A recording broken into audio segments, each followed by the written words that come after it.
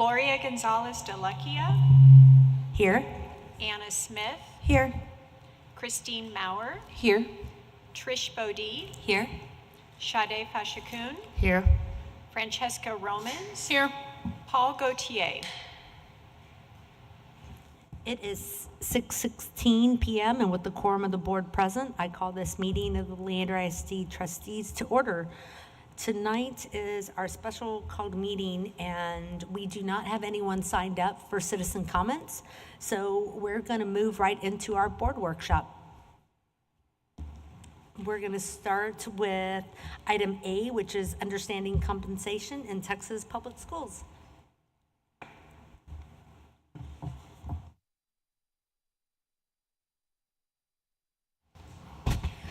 Good evening, Madam President, Dr. Gearing, and Board of Trustees. We are here tonight with Amy Campbell, who's from TASB. The board had expressed an interest in learning more about compensation in school districts, so we wanted to bring Amy in to answer some questions, go over some information, and see if we could get your questions answered. I'm going to introduce Amy. Amy has been with HR Services since 2012, and she has more than 20 years of experience in human resources, including 19 years as a HR consultant for school districts and other public sector organizations. She is a Society for Human Resource Management certified professional, as well as professional human capital leader in education certified. So we're very happy to have Amy here to go over the understanding of compensation in school districts and answer your questions. So I'm going to turn it over to her, and then we will answer any questions you have. Thank you. I am really hoping we can have more of a conversation tonight than me just talking at you, because it will be very boring for me if I'm just talking at you the whole time. So thanks so much for having me here today. I love talking about school district compensation. There's a lot that I think we all wish we would do better as K-12 organizations, if only there were a lot more money available to us. So just a few things about TASB HR Services, if you're not familiar with us. And we are having our 40th anniversary this fall, serving public schools in Texas. We're very excited about that. We have 1,067 member organizations. Most of the school districts, 88% of the school districts in the state, plus community colleges, charter schools, and ESCs that we get to serve, including y'all. We are 22 people serving all of those organizations. And in addition to just providing guidance and support and template forms and all sorts of goodies that districts have access to, we also do consulting projects for about 300 districts a year. Many of your neighbors and your district as well, we work with y'all to look at compensation, look at staffing levels, conduct employee opinion surveys, HR operations reviews, and all sorts of other good stuff. And I hope my conversation comment gave you permission to ask questions and chime in along the way. Don't save it for the end. Okay, so why does compensation matter? If you looked at this chart a few years ago, it would say 75%, and now it says 85%. Salaries and benefits and staffing choices in districts typically represent about 85% of your M&O budget. People are expensive, and the choices that we've made as districts for competitive pay and staffing levels really eat up a huge chunk of your budget. And so just being aware that any choices we make for compensation really have a huge impact when that's such a big percentage of your budget. And I should also add a little caveat that I'm going to be talking about general compensation concepts in K-12, probably not a lot specifically to Leander ISD, but all of those concepts are present in your systems as well. So when I can filter in something that might be unique or different about your district, I will definitely do so.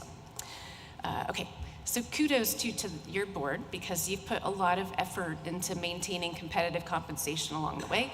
Many of your peers have not had such a consistent, peers around the state have not had such consistent focus and dedication to giving pay adjustments and pay alignment.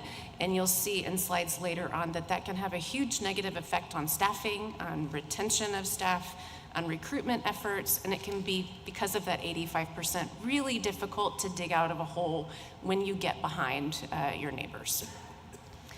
I think we all feel very comfortable dedicating funding to teachers, and we know that they have the biggest impact on student learning, but I did want to share some data to show why teachers and campus administrators do statistically have a big impact.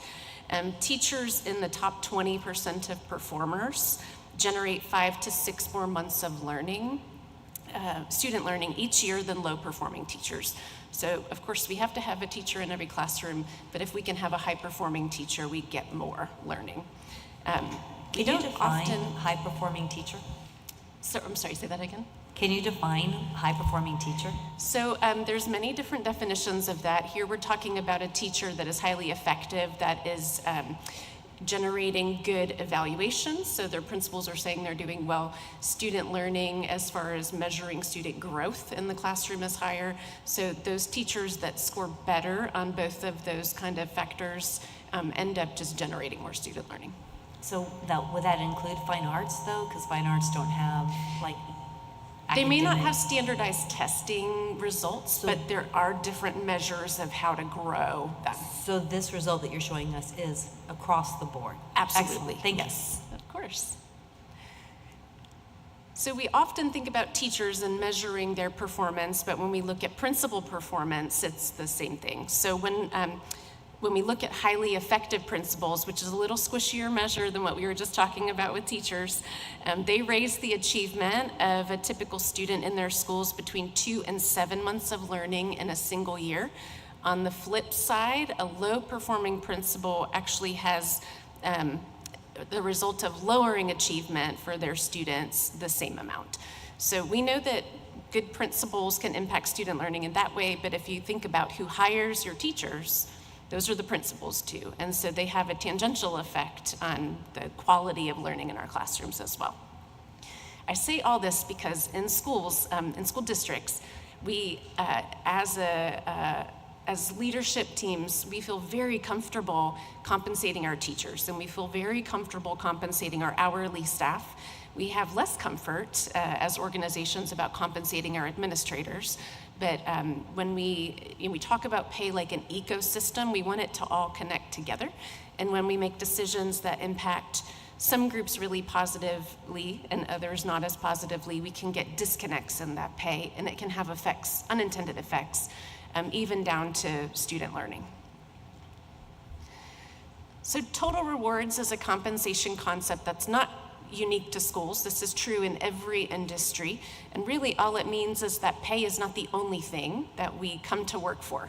We look at things like benefits, rewards, recognition, retirement, working conditions, which is not just our physical location, but our colleagues. Do we like who we work with? Do we like the team we're working with? Organizations, like a private sector company, might be able to pick each piece of that pie and target corrective or competitive measures there. In school districts, our challenge is you've got TRS, and all of your peers have some of the same pie slices that you have. And so, and you can't increase the price of widgets in your organization to bring in more revenue to make your pie slice bigger in a particular area. So it's really minute changes and sometimes non-financial impacts that you're trying to edge out your competition to be able to recruit and retain staff. So in districts, salaries and wages are of course important, but you may have to focus on some other areas like working conditions. Do you have team activities and campuses where people want to come to work even if you're paying just the same as everyone else, or maybe even a layer below? It's really, again, we can't completely beat out all of our peers on some of those pie slices. We have to make small competitive actions. So our pay system objectives, these sound very elementary, but it's probably important just to say them out loud. Of course, we want to be able to recruit employees I know sometimes it feels like we're just trying to get someone who can breathe and has a certification and pass a criminal background check in districts across the state. I'm not saying about y'all. But we really do want to be able to recruit the best and the brightest. So how can our pay system support those efforts? We also want to be able to keep the great employees we have. So how can we pay market competitively, but within our cost controls? We have limited budgets. And then we obviously have to pay fairly for jobs as well. Our limits are, as I just mentioned, cost controls. We wish we could provide more for all staff across the state. We also have board policies that dictate what we're able to do.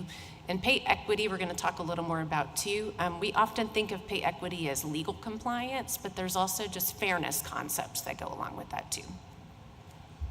So the board's role, it's kind of a double-edged sword because you'll have a whole lot of power and authority in setting pay for the district, but you do it at a very high level and the individual decisions are made by others in the district. So you get to set the direction, and then the superintendent or designee handles all of the logistics that happen after that.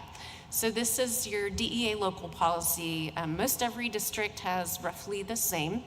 It really just says that the superintendent brings you a compensation plan for all district employees, and that includes all sorts of different pay concepts, like we just looked at in the total rewards pie. And that plan should support your goals for hiring and retaining employees. And then you review and approve it, and then the board, the one person's pay that you get to decide is the superintendent. Everything else is just that structural plan choice. So the superintendent or designee is the one who has to make all of the compensation decisions that happen day to day, and that happens through procedures that guide those decisions, aligned, of course, with the plan that you adopt each year. Okay, now comes kind of the structural stuff that goes into compensation. So years ago, I think we all just said we want to match market. Like, that's our goal. We're just going to pay as well as everyone else does. I think we've had to really refine that compensation philosophy as the state economic situation changes, as it's harder to find people to fill jobs. Now I think we end up in districts with different compensation philosophies for different jobs. So we might say, hey, we want to pay better than most everyone else around us. We want to lead the market for bus drivers because we got to get those kids to school on time every day, and it's really hard to fill that job. And we want to pay better for bilingual and math and science teachers, because those are in special ed, because those are really hard to find. So we're going to pay as best as we can to fill and keep those positions. But the best we can do for everyone else is match the market. I think it's all to say, I think we've refined our compensation positions a little bit to where it's not always viable for a district to say we're just going to match the market. There are very rare situations where you might intentionally lag the market. I think most often that happens inadvertently. You end up falling behind in a particular job or a particular job family, and you work to catch up. But very rarely would a district say, we're okay paying less than everyone else for that job. It does happen, but very rare. Uh-oh. Oh, maybe I went too far. Nope, that's it. It just wasn't listening to me. Okay, there's 3 types of pay equity, and these are general compensation concepts that I know Carrie Lynn and I, in previous lives when we worked outside of K-12, it's the same concepts that you see in private sector or other public sector as well. External equity, you can translate that to market competitiveness. Are we paying fairly and competitively with peer organizations, whoever that might be? Your peer for teachers would be other school districts, but your peers for technology jobs might be private tech companies, but also school districts. And so your peer group may look different, but the goal of external pay equity is to pay fairly and competitive with outside forces. Internal pay equity generally is defined as how jobs relate to one another within the organization. So our 2 jobs that carry the same value for you as an organization, paid roughly equivalently within your pay structure. Individual equity is just what it sounds like. It's about the pay equity of individuals within the organization.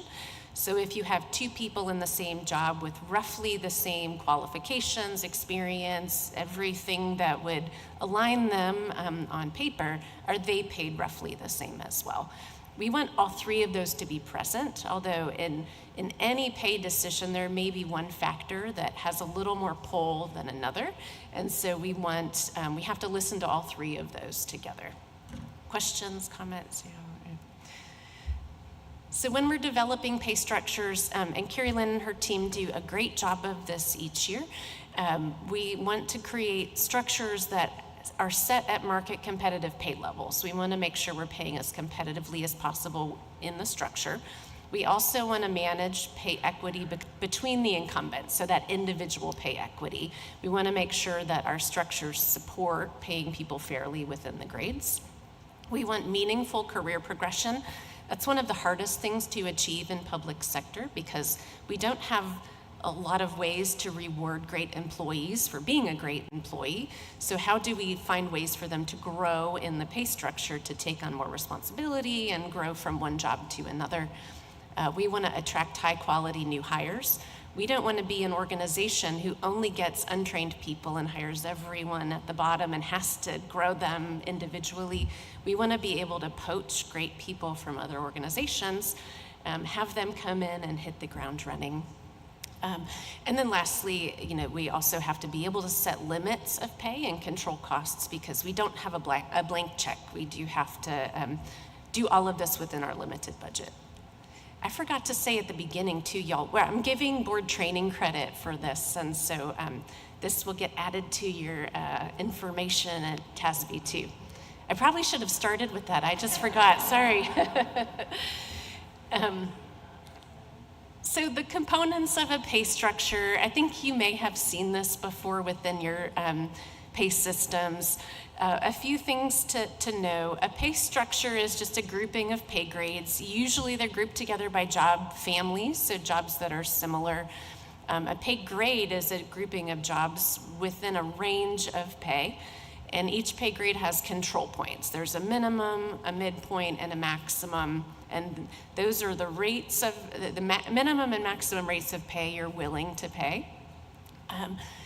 Market alignment has always generally been aligned to midpoint, so market value and midpoint for the most part should be alike.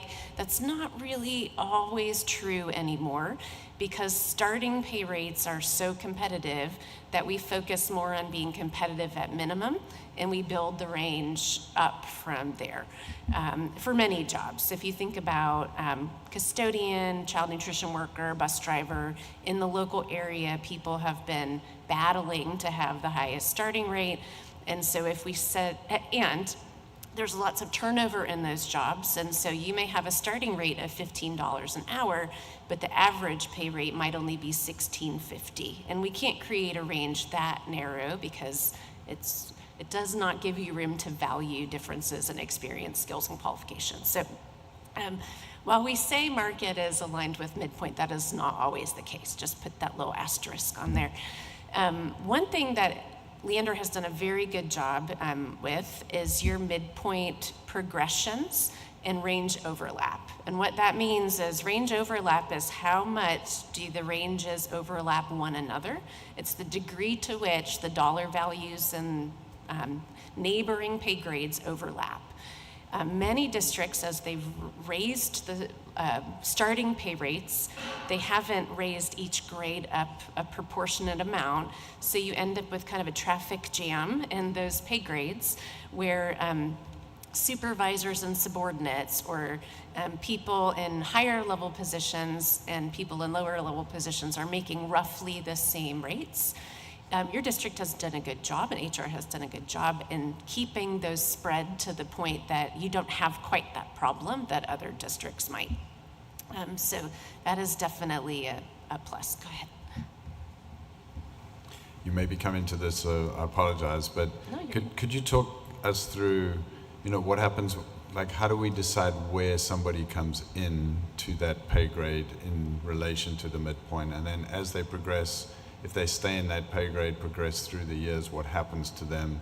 And then how they move between pay grades. Yeah. Just give some examples of specifics. I do have a slide that's very specific to how we decide pay for new hires, but generally speaking, every district, every employer in the state is going to use some criteria to decide where I as a new hire come in, and it's many will use a formulaic process, but the key is always to check against internal equity. We don't want to create a situation where new hires come in above current employees with the same experience. That happens in some districts. I think pretty clearly it does not happen here.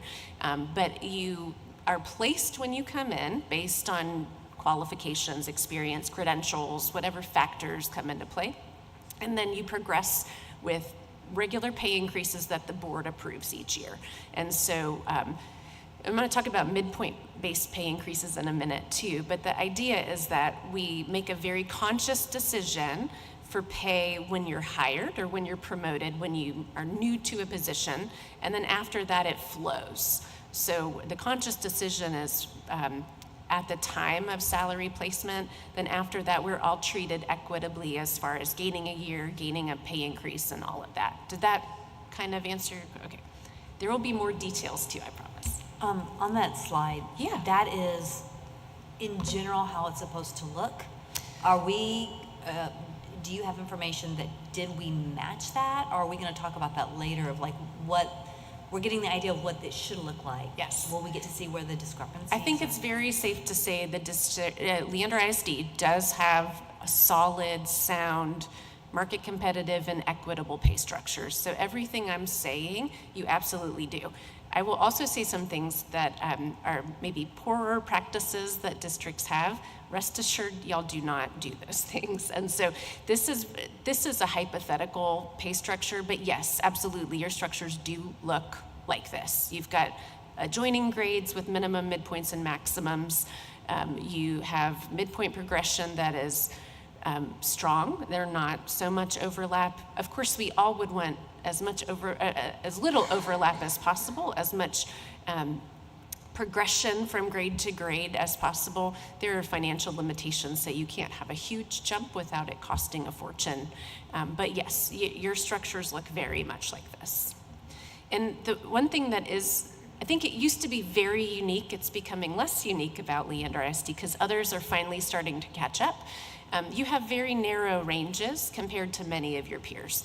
Historically, in public sector compensation, organizations had really wide ranges because there were collective bargaining agreements in many other states, and actually in Texas too, that said, you had 40 years in a pay structure, and you had this very rigid system with 80% wide ranges.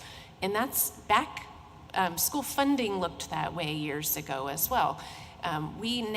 Most districts are going to have ranges that are 30 to 44%. Yours are even much smaller than that. Some of your neighbors have even narrower ranges that look closer to yours. Yours are 18%, and so much narrower. The advantages to narrower ranges are that you get to keep pay closer to market. So if we think about market being aligned to midpoint, you've got a smaller distance around market that individuals pay is. You have less overlap between ranges because of those narrow ranges, and you have stronger starting salaries. If you're setting pay closer to market, you're hiring at stronger starting salaries than perhaps some of your neighbors. For some people, narrower ranges can present disadvantages. I say people, for some districts that could present disadvantages. There could be less room for differentiating pay by experience or for performance. They have to be adjusted frequently, otherwise you end up with a pay squeeze there where there's just not enough room to move people. Y'all adjust yours every year, and so that's not really an issue. Another factor is those districts that have very wide ranges, it can be very costly and difficult to all of a sudden shrink all their people into a narrow range. And so you've worked over time to shrink down to those narrow ranges, so you've done what they're working still to do. Wider ranges, there's, I guess, a couple advantages. It's cheaper if you've got people spread in this range because you've got lower starting rates. That's a very minor advantage. I'm not sure I would advocate that is something people should adopt. You have more opportunities to differentiate pay, and so in organizations like in private sector where there are increases for performance, having a wider range sometimes makes sense. Disadvantages would be just further from market. You've got people who are paid vastly different for doing the same job, and you have low entry rates. And so the wider the range, the less competitive your entry rates are going to be. So you mentioned one of the problems with an 18% narrow range, and thank you for telling us what our numbers are. It helps to have the real example as Yes. we're looking at these theoretical ones. With an 18% narrow range, you said there's less room for pay differentiation. So what is then the answer for that, and do you see that going on? I don't think you'll have a problem with that now because you've distributed pay within that entire range. In many organizations, they might have a 30% wide range, but they're only hiring new hires up to the midpoint. And then they let people continue past that through pay increases. You've used the entire 18%. And so I don't think you have an issue with your procedures in spreading pay throughout the range. It could be difficult for districts who have adopted a narrower range but not adopted procedures like yours. Did that answer your question? Okay. So pay administration, there are legal issues in pay. Fair Labor Standards Act, or FLSA, I would guess you probably heard of that. That governs overtime pay, overtime entitlement, non-exempt and exempt status, timekeeping, all sorts of things that any large employer is obligated to stay in compliance with. There are also a bunch of alphabet soup non-discrimination laws. We've got the Equal Pay Act Title VII of the Civil Rights Act, I'm gonna put my glasses on, of 1964. That prohibits discrimination with respect to employment based on race, color, religion, gender, national origin. ADEA, which is Age Discrimination and Employment Act, that does just what it says. And ADA, Americans with Disabilities Act, that prohibits discrimination based on disabilities. Y'all are very much conscious and cautious and maintaining compliance with all this. We just, again, want to add those things to your radar. And then finally, Texas Education Code. Things like Chapter 21 of the Education Code govern contract entitlement for staff, but also minimum pay rates for educators. Prior to 2019, we all kind of ignored state minimum salary schedule because everyone paid so far above it. But as the code is currently written, if there is an increase to the basic allotment, which we still hope at some point happens in the future, that will trigger an increase to the state minimum salary schedule. And when that happened in 2019, even some of your large peer districts paid below that new state minimum for some years of experience. So while it was completely off our radar, the 2019 House Bill 3 put it back on. So. Okay, teacher pay systems. So traditional salary schedules, the teacher's salary schedule differentiates pay really only for experience. And that is, for the most part, governed by the commissioner's rules on credible years of service. And so it is very rigid. Districts over the years have put a little more flexibility into their pay practices, like we often pay more for CTE teachers who come to us with experience in different areas, even though the state only requires we give 2 years of experience credit. If we find a great health science teacher, we're going to pay her whatever we need, even though the state just says we owe 2 years. There are also, the way that we add pay to teachers is typically through stipends and extra days, because it's been practiced for many, many years to keep the core base salary the same. That was done probably 100 years ago now, designed to take some of the discriminatory practices out of pay. So now there is very much equal pay for equal work for teachers, which is great in many ways and difficult in many ways as well. You were going to add something? So I guess that's my questions, right? So for instance, we have a stipend for special education, and that's been in practice for quite a while. Why not apply that stipend to that individual's Base salary salary. if we're going to end up doing the stipend? So I guess that's you saw me thinking. Yeah. So I guess I'm just trying to understand the benefits to, we're going to continue a stipend, say, for 10 years versus go ahead and add that $5,000 to that individual salary. Can you explain to me the good and the bad? Like, what's the preference? Is that district-led? It is definitely the most common practice to pay it all as stipends. I think in part we do that because of contract protections for teachers. There are protections that say you cannot reduce pay on a contract after work has begun unless you give formal and specific notice in advance of the penalty for resignation date, which is 45 days before the next first day of instruction of the next year. That's a really long way to say it's really hard to reduce pay for teachers. And if it's in a base salary and that special ed teacher, either that special ed teacher changes assignments or you reduce the stipend. That happened back in 2011. A lot of us got rid of special ed stipends because we couldn't afford to keep the lights on, let alone pay a sped stipend. It's a lot easier and people are more accustomed to cutting a stipend or taking away a stipend than changing base salary. I think it's comfort level more than anything. I think you absolutely could pay it in base salary. I think it would just be a culture shift for a lot of people. Yeah. And stipends are an interesting one. I think I have an extra duty slide, but just in case I don't, I'll scoop myself and say, extracurricular stipends are another kind of interesting thing because some districts have dual assignment contracts where you say you are a teacher coach and we are bound as a district to keep you in both of those assignments, and you are bound as an employee to serve in both of those assignments. We can't take one away without taking the other away.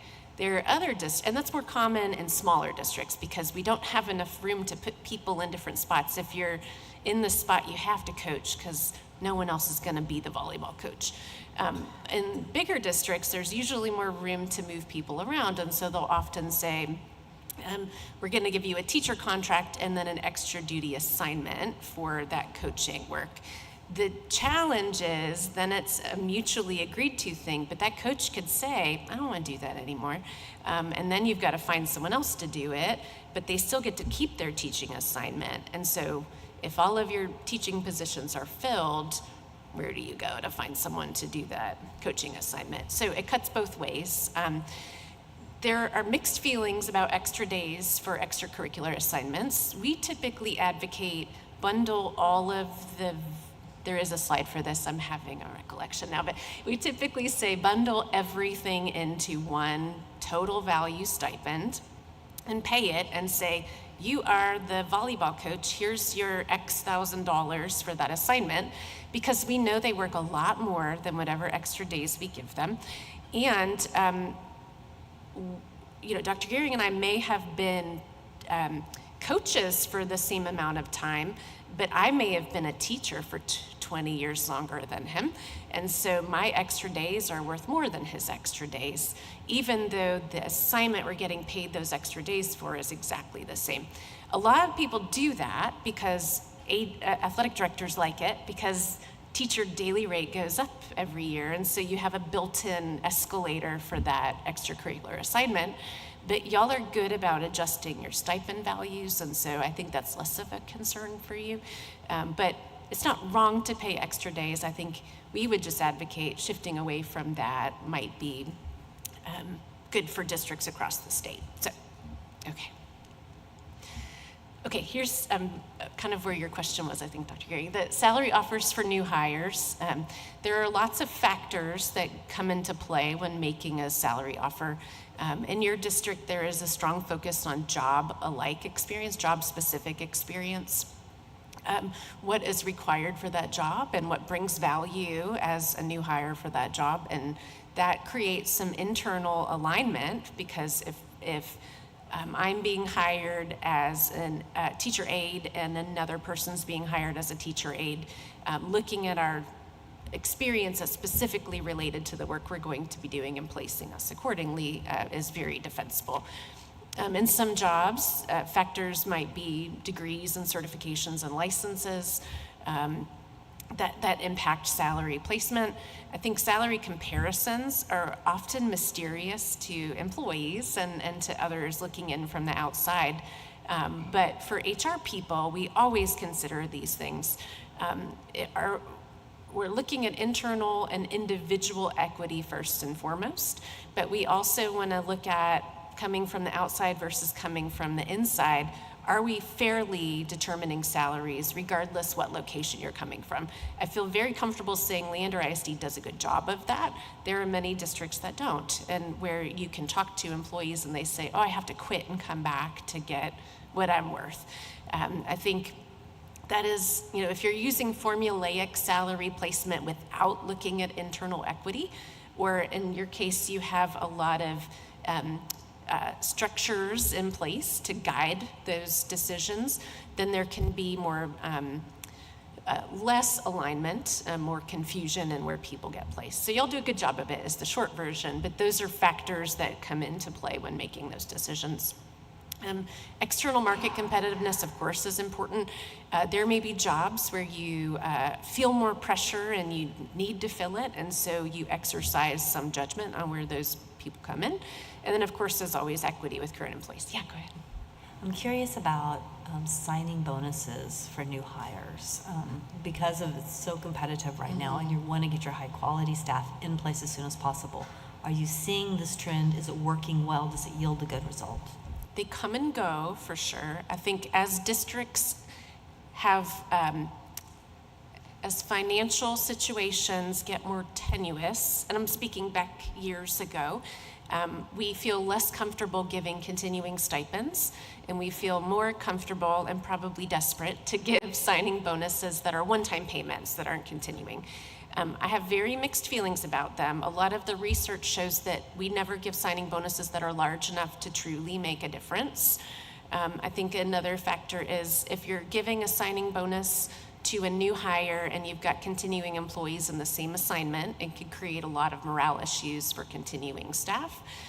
I think oftentimes if we're talking about a $1,000 or $2,000 signing bonus, you may be competing with another district who has a teacher salary that's $1,000 or $2,000 more. That signing bonus may not be enough to really lock the person in for you. Some of the data about signing bonuses and other bonuses for employment purposes says that they really need to be, and stipends even for high needs areas, they really need to be closer to 10,000 to be meaningful and like lock people in, but no one's paying that much. It's too much. Question for you. When we talk about competitiveness with external market for some positions, how does that align with like our equity in positions? I know, look at computer science. We have a hard time keeping comp sci teachers because they'll go into the industry and make a lot of money. So if we paid them more, maybe, we'd be able to retain. How does that ripple across in terms of your teacher equity? That is a perpetual problem in schools because we have a very egalitarian approach to teacher pay. My mom is a long retired elementary teacher, and we would get in arguments, we still do, for years about the value of a teacher. If you think of it in terms of the value to their students, every great teacher is valued the same. But if you put on your economic perspective hat, there are jobs that are just harder to find. A physics teacher, an AP physics teacher, is a whole lot harder to find than a second grade teacher. A bilingual third grade teacher is a lot harder to find than a gen ed third grade teacher. A life skill autism behavior unit teacher is a whole lot harder to find than a resource inclusion sped teacher. So I think there are ways where kind of culturally we feel it's okay to pay someone more than someone else based on their assignment, but I think we only feel comfortable doing that when our difficulty hiring and keeping people hits a breaking point where we start adding those stipends in. A few years ago, no one had secondary math and science stipends. The small rural districts started adding them. And now larger districts, you have, I think, 3 districts in your area that pay those stipends because it can be hard to find and keep. So that's not to say you couldn't, break out of the mold and start adding stipends for jobs that are difficult to find and keep. CTE stipends have been growing. It's hard to find some of those folks. I think it's just an area that we're just starting to build comfort with, and we only get comfortable when we feel like we're stuck. Yeah. I have a question. Yeah. Something that is kind of a recurring theme that I hear from the veteran teachers is really in terms of differentiation of pay compared to new hires especially. So what would you say about trying to help in that kind of situation? That is another perennial problem. I think we have these teacher structures that look like a step structure. We have a state minimum salary schedule that looks like that from 0 to 20 plus. And the dollar difference between your least experienced and most experienced teacher at any point in time is not that significant. The problem is you don't get to look, that veteran teacher's not looking back at how much that schedule has changed year over year. And so when she was hired 30 years ago, she probably made $40,000 less than she makes now. I made that number up, but it very well could be that much. Our pay, teacher pay, has changed substantially in the past even 10 years, let alone 30. So I think, yes, while the dollar difference between people is very compressed right now, the structures themselves have grown over time. So every year, teachers get the exact same pay increase as each other. And every year, that structure is rebuilt and moves. It can be very misleading. Our teacher pay structures are very misleading because you don't move down. It doesn't go 0, 1, 2, 3, 4, 5. As you gain more experience, we rebuild that structure each year. So yes, you go down, but there's a new dollar value each year. Does that make sense to that? Yes, it does. Yeah. It's unsatisfying, I guess. Exactly. Yeah, and I think over time that problem has been exacerbated because as we give 10 years ago, there were, I think it was 15 years ago now, there were unfunded teacher pay increase mandates. And 2011, a lot of districts reduced staff, a reduction in force because there were funding crises. And so when those things happened, pay froze at a lot of districts, which created a lot of compression. And so we've tried over time to spread people back out. But you'll notice in some pay structures, and a lot of pay structures around the state, there's maybe $200 difference between different years of experience.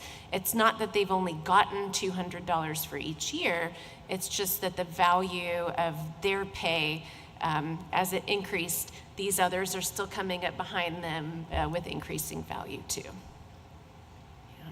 So is anybody trying to is there anything that can be done? So teachers generally represent at least half of your staff in any district, but probably closer to 65% of your budget. And so any pay increase for teachers is a huge hit to your finances. And because we have those years of experience so tightly connected, there's a domino effect. So if we start spreading pay at the bottom, the dominoes fall all the way through to the top. And you have to, if you're trying to spread, you have to continue adding more money to each year. So we do work with districts to do that. It's just a very expensive process. And then, I think there's a slide in a minute to talk about it too. The dominoes keep going into the educator career pathway. So folks who are instructional specialists and counselors and assistant principals, there's already a whole lot of overlap between what they're paid and what classroom teachers are paid. So as classroom teacher pay goes up, we should work to keep those higher jobs going up too, but it all costs money, I think, is where we get stuck. Thank you. So stipends, okay, I did scoop myself. So we would advise, it's probably a best practice to roll it all in. You certainly can pay days, and like I said, athletic directors like that. It's not wrong to do that whatsoever, as long as you're looking at the total dollar value from whatever buckets you're paying it in. As long as you're looking at that compared to your peers and it's competitive, then you are good to go. So we talked about midpoint-based pay increases. This is an, oh yeah, Sorry, go ahead. how do we do that here in LISD? I think it's a mix of both, right? Yeah. It is a mix. We started probably 5 years ago phasing out the extra days and building it into the stipend amount. We have a few, and that's just in collaboration with Jody, who's over athletics and fine arts, very much in collaboration with her and her team on what the preference is and how that, how our market salaries are competing with other districts who do that. So we have been on a phase-out approach. We have a few left that still do extra days, but very few. Thank you. I know when the board asked to look at band salaries, I remember when we were comparing what certain districts paid to what we paid, the pieces that we needed to calculate into that were the days and stipend and things like that, right? Right. Okay. Thank you. I know just enough about your pay practices to be dangerous. I appreciate the pinch hit. So general pay increases, most public sector organizations give pay increases based as a percentage of midpoint, which y'all do as well. For those of you who work in private sector, we usually work in private sector as pay increases as a percent of salary. The reason we do percent of midpoint is because we don't have performance-based pay or other factors that would support paying someone more than others. And so in this case, I said earlier, we're making very conscientious decisions about someone's pay when they're first hired. And then we want to preserve those pay differentials over time and keep people in lockstep, just keep moving up. So in this example, Sally's the red star at $68,000 and Billy's the yellow star at $55,000. If we give a 3% of midpoint increase, they each get the same amount, $1,827, so they stay the same distance apart, just $1,827 higher. Were we to give a percentage of salaries, Sally would get $400 more than Billy. And you'll see in this example what that does over time. So the blue line there is midpoint. Ooh, a bunch of clicking. The blue line there is midpoint, and the yellow dots are what someone would get as a percent, what their salary would change to if they got a percent of midpoint. And the green triangles are what they would get as a percent of pay. And so you'll see at 9 years, percent of midpoint will get you to midpoint in this example. This is, I think, a 3% pay increase and 1.5% increase at midpoint each year. And it'd take you to 11 years to get to midpoint with a percent of pay increase. This does not, for the record, this does not look like your structure, but this is conceptually, mathematically what happens when you give a percent of salary versus percent of midpoint increase. Does that make sense to everyone? This is a pretty common question from board members when we work in private sector. We're used to percent of salary increases. Is that a no? No, I'm trying to understand because that percentage of midpoint, for those that have a longer tenure than midpoint, it's actually a smaller percentage of their Slightly, salary. yes. But for those who are 1 year to 15 years, it's a higher percentage of their salary. This is another, I didn't say it out loud, but this is another advantage of your narrower ranges, is that the percent of midpoint is going to be much closer to my percent of salary when people are so clustered around that midpoint. So you get people to market value faster than your peers do, not only because you're starting them closer to midpoint, but by giving the percent of midpoint increase, you're getting there faster. Yes, you slow down when it's a percent of midpoint and you're already above it, but we're talking like hundredths of a percent difference. It's not significant. It's enough to get you there 2 years closer, but yeah, and we do slow people down past midpoint for multiple reasons.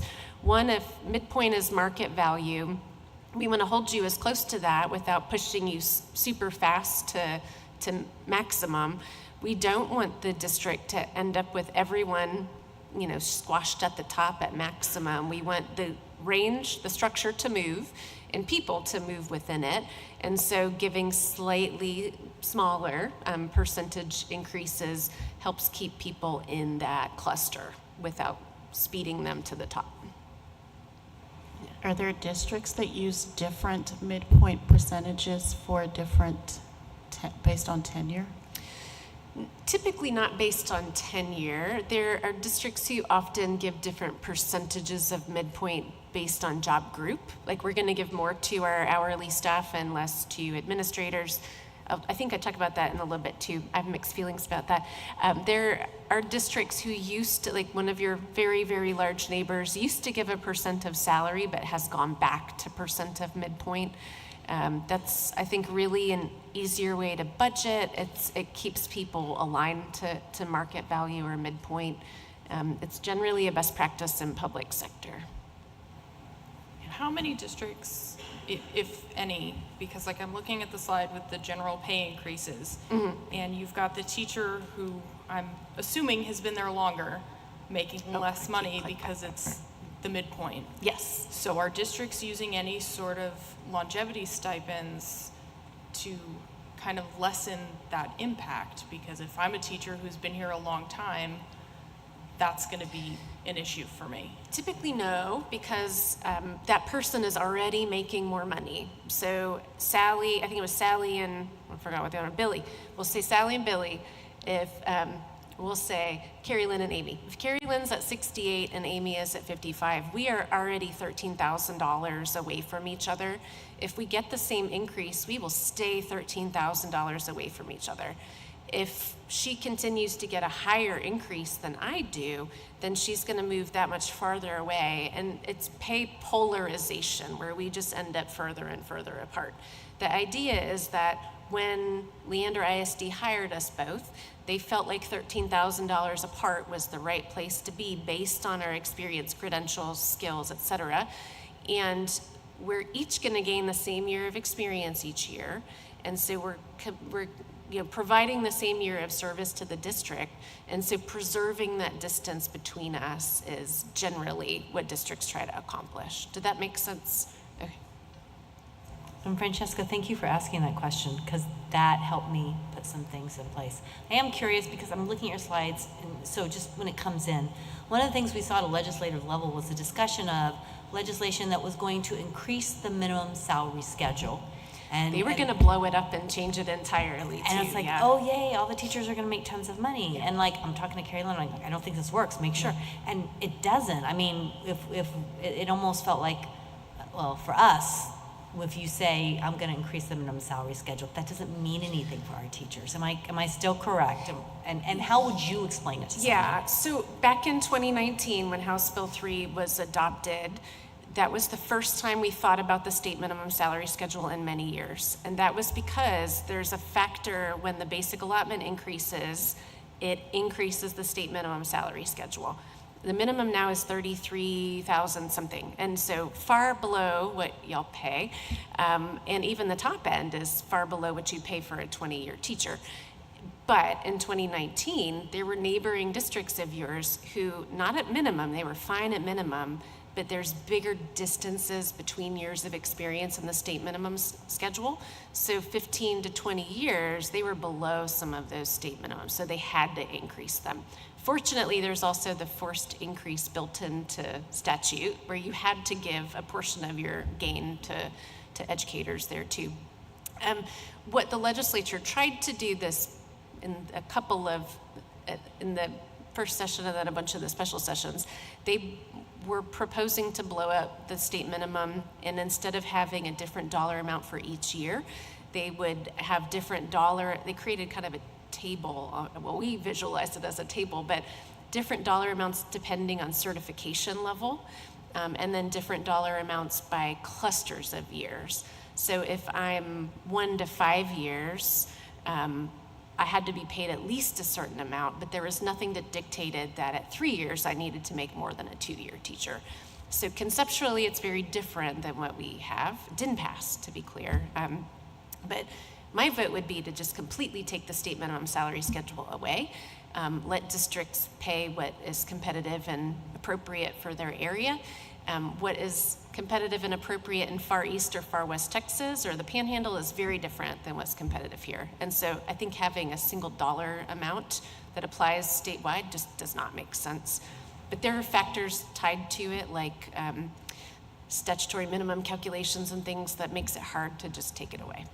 Well, and I think it tells our teachers who are out, if they hear, oh, we're going to increase it, oh, yay, that's increased salary. Right. Yeah, but for our teachers in our district, increasing minimum salary schedule would not impact them. Absolutely not, yep. Yeah, because your forced increase would be from the statutory gain in funding, and not everyone got gains, and some who did, it was a tiny amount, and so, yeah. I could rant all day about this stuff, yeah.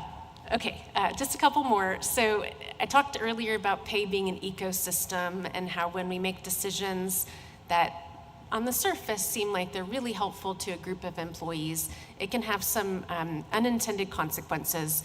This is an administrative pay structure from a Central Texas district who shall remain unnamed. It's a few years old now. It's been fixed, but it's not y'all. So to be clear, it's not you. These boxes are the pay ranges, although on the left, that's a master's degree teacher. So it's a teacher plus the daily rate adjustment for having a master's degree. You'll notice that counselor kind of fits in between there.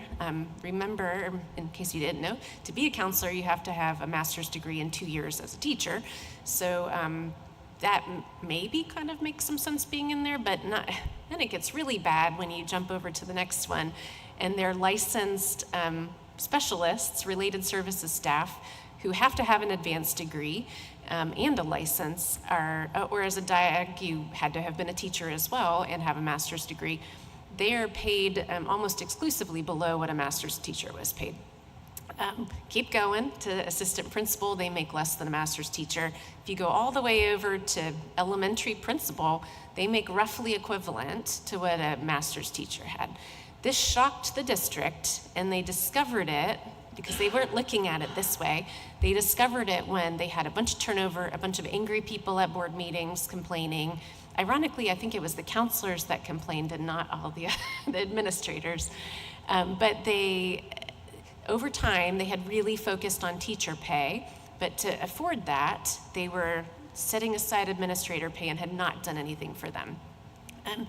I know in other districts, in my former district, when pay was frozen for administrators for a while, we looked at our data for experience levels of our administrators, and the average years of experience of a new administrator just kept going down and down because it wasn't lucrative to wait after too long teaching to make that jump. And so there's lots of unintended consequences to saying, hey, we want to pay our teachers great, but that means we don't have enough money for this group. This district did fix this issue. It was painful and difficult for them because the board had to say to the community, we're going to give huge adjustments to our administrators, which is never comfortable, and that means we can't do as much for our other staff. And in the meantime, they had a bunch of turnover and angry staff to placate. So I guess the takeaway is, don't let this be you. I think you do a good job now of keeping those connected and focusing on the educator career pathway. While it can be uncomfortable to say we want to distribute that money more evenly across all groups, it is really important so that you don't dig a hole that's really difficult to get out of. Yeah, go ahead, Dr. Gary. There's another concept in here I'd like you to walk through, which is the number of years of experience as you shift from one of these groups to a different group. So as an example, if you're a $300 level master's teacher and you move to become an assistant principal, you don't have any experience as an assistant principal, and so you fall to the bottom of that pay grade. Yes. And so, yeah, essentially you're getting a promotion to a different job, but you're getting a pay cut. So this is one spot, I told you I would warn you, where one spot where your district might look a little different than some other districts do. In many districts, there's a whole lot of overlap between teacher pay, not quite to this extreme, but a lot of overlap between teacher pay and administrator pay. And so to make sure that they don't take a pay cut on a daily rate basis, they may just say, well, we're going to give you 2% above your daily rate to become an assistant principal. In your district, you're much more, because there's more space between those pay grades, you're much more, your pay determinations are much more predictable, where you do fall to the bottom. But because you've created a structure that is much more connected than the one that you're seeing now, that is not an issue that you have to deal with. So it is much more transparent that you go to the minimum because you're coming to that job with no experience, whereas in a lot of other districts, you may have a new teacher hire who leapfrogs in above others just because they waited 20 years before they made that jump. So if we asked for an example of what our district does, do we have an equivalent look so we can see how we look different? You want to see this graph for us? Is that what you're saying? Yes, we do. We have this graph so you can see where the overlap is and where it overlaps at what years. So we usually have that in our compensation presentation. We can definitely make sure that that's in there. Yeah, and that's why we're doing this now, so that we can get this general overview of how this works in most districts, so that as we get into that budget process and you see those things, you go, oh yes, that's what we talked about. Okay, and because it's so much information to try to process, and I'm going to look over these slides again. I might even listen to this meeting again. It would be helpful when we have that discussion later that we have that reminder too. Oh, sure, absolutely. I just want to Go ahead. clarify what you said about a master teacher, say, moving to say an assistant principal position. Yes, they've been a master teacher. They have all this experience that is really useful in moving into that admin position. But are you saying that they get tagged as, say, a year one admin, and so that pay is less, or it is less? Not necessarily. Okay. I mean, it depends on what job they're coming from and what job they're going into, because there's overlap within our system, and so then there's this whole daily rate versus annual rate. So their daily rate may be lower or the same or just slightly higher, but their annual rate, because of the number of days they work, is much higher. Thanks.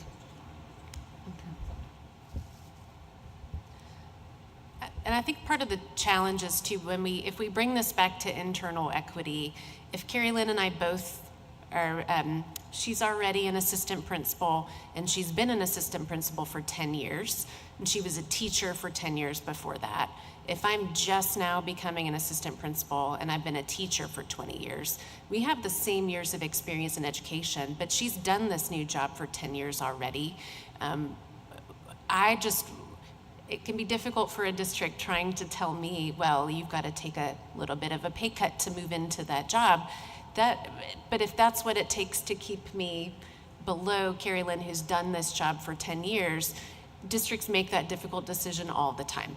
And I think because, like I talked about earlier, as we increase teacher pay, we don't always increase administrator pay at the same speed. Y'all have done a very good job about keeping good space between them, but it's not perfect. I think we can't stack them all on top of each other. There's still overlap. But. I think, go ahead, Bruce. I know we have this slide in our budget package. I think for me, though, when I look at this, right, is the clarification on what is considered administration and what is not. Because we have positions, and we saw this in the last special education stipend, that they were left off for whatever reason. And so I think for me, when I see this, I don't consider, I don't know where our dietitians sit on that administration level. Are they campus level or are they administration? So when we're talking about those raises, because I know this board did a 5 and 4, right? When I'm thinking of that 5% for our staff, I'm thinking forward-facing students.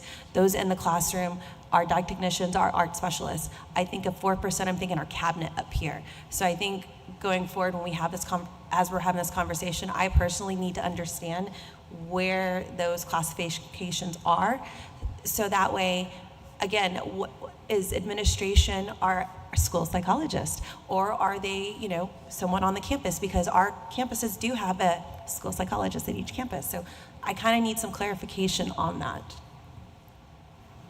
I think that's exactly the point we're trying to make, though. When you differentiate pay between the grades, that's when this eventually happens. And it happens slowly over time, and you don't notice it happening until it's really too late.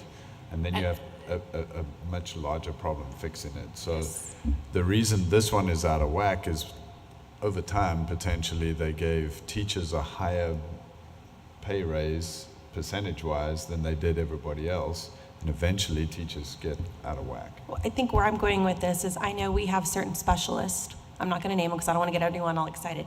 But we have certain specialists who do move from the teacher position to specialist, right? There's not that much of a gap. And so for my question is that position considered an administration? So that's where you're saying that there's not this indifference. Or is that considered a student-facing position where they're getting that teacher salary? Like, I need that clarification because I feel like I can't. I'm looking at this right now, and I know our principals, right, and I can barely see here, principals and school psychologists. But again, it's just, I need that clarification to understand just for my own visual.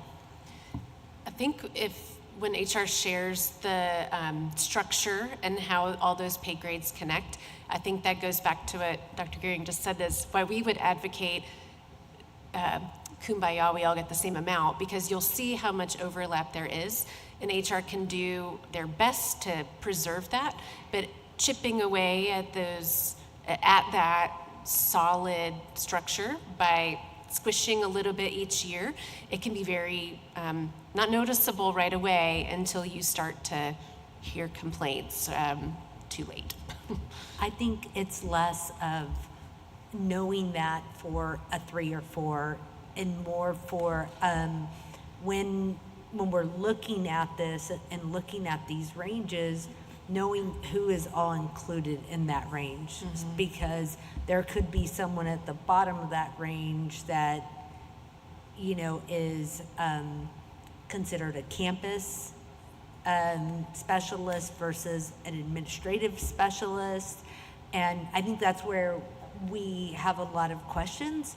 And when we're looking at that, being able to tell, where different folks fall in that scale when it's all brought in like that, specialists and like the example Anna gave with the psychologist, specialists, where are they in there when there's this big group, and is that a campus student facing or is that administrative? And not just for the purposes of being able to give a 3 and a 4, but understanding when we're looking at pay ranges for student facing and then administrative positions, it's hard for us to tell where everybody is in there when we don't clearly understand that category, if that makes sense.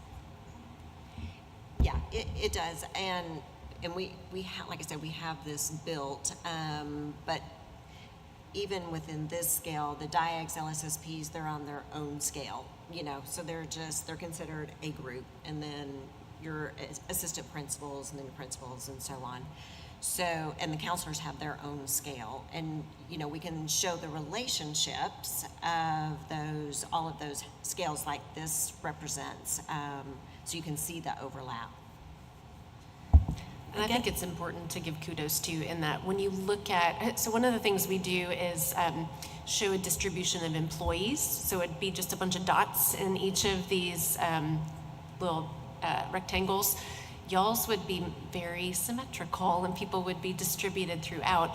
When you look at that scatter plot for a lot of your neighboring districts, there's going to be a big ink blot at the bottom, or it'll be less distributed. So, this is showing you just the range itself, not the people in it. But just know that y'all do a very good job in your district of distributing people throughout that range, much better than many of your peers do. I guess I'm contemplating, noodling. When I'm looking at this, I'm thinking, okay, there could be some reason the board made a decision that got this all out of position. Maybe they were like, oh, we really have a need for these teachers. We need to, and they worked together in concert with the administration. Administration came with this recommendation. But what I'm thinking about is, what are the decisions that board members could make that would put a system out of touch with the best of intentions, versus what are decisions that board members make that are healthy for the decision? And so, in other words, I'm not going to look at you and go, okay, I want this person to make X amount of dollars. I'm not going to do that. But is the point that I'm supposed to stay at lead and lag? Is that the direction we're supposed to give you? What is the vision, or what is the way we can best direct while honoring your expertise in the system? And so those are the things I'll continue to noodle as you bring these back. Is like, okay, if I say change this, and Bruce, that was to your point earlier, you said, if you change this, you get the system out of whack. Well, then that sounds like that's not a good idea to get your whole system messed up.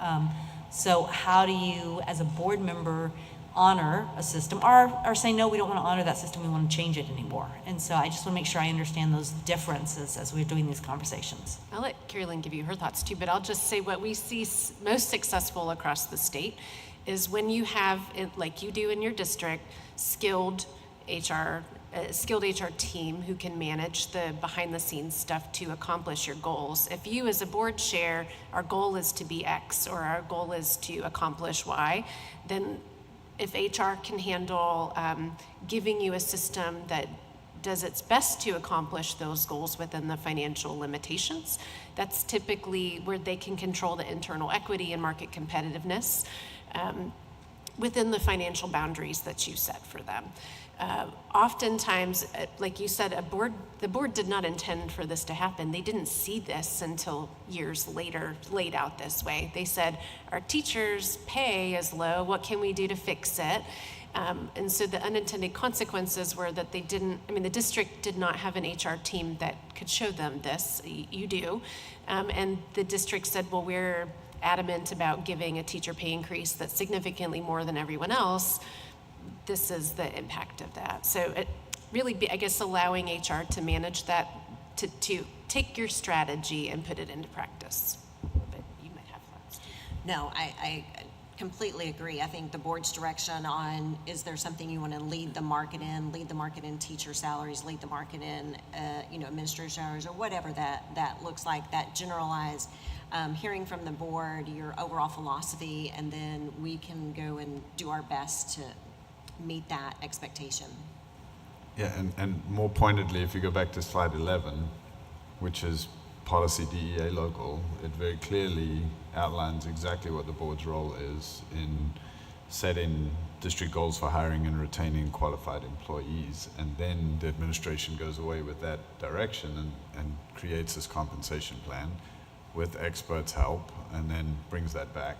And our job is then to maintain it over time, which takes, as Carolyn will tell you, constant churning, because it never stops. All within, of course, the resources that we have. I think there's only a couple more. Maintaining your system. So y'all do this already, but just again, for the record, annual reviews of market data are important. The market changes. This year, you have a lot of mid-year changes. There's a lot of VADER contingent pay increases that were adopted mid-year. And so, like Dr. Gehring and Carrie Lynn just said, it's a constant target, moving target. We all have limited funds, so we do our best to respond. I think I will say in the same breath that we want to give as much of a standardized increase across the board as possible, but we also have to target corrections where we need it most. So the across the board part should be as much as possible the same, an equal increase for the equal year of service, but where you've got those problem areas where you're hemorrhaging staff, your applicant pool is not what you need to fill positions, your people's jobs have changed, the market has changed. You do want to put more money there to address those before those big issues like we just saw come into play. And then, of course, Carrie Lynn and her team have to place new jobs in the structure and respond to requests for review as jobs change. There are jobs in the district that look different every couple of years as the environment changes, and so they have to keep up with that too. So, of course, like I said, you want to review market competitiveness and make adjustments. Internal equity will always be a major driver of that, but we keep coming back to the ecosystem that we can't just pick and choose or cherry pick where we make corrections. We do have to consider that whole system impact. While you don't make corrective measures to each pay plan each year, you have a very systematic review process where you're looking at pay plans every couple of years where they don't sit too long without a reset. Okay, I think that was all for me. I just want to go back to that last bullet because I think it's the most important one of the whole conversation, which is this: when you make an adjustment in one part of the system, it has impacts that you won't always see at that time in other parts of the system. And so that's Carrie Lynn's job, is to make sure that as we're making adjustments, we're understanding how that affects the whole system and the impacts of that change over time.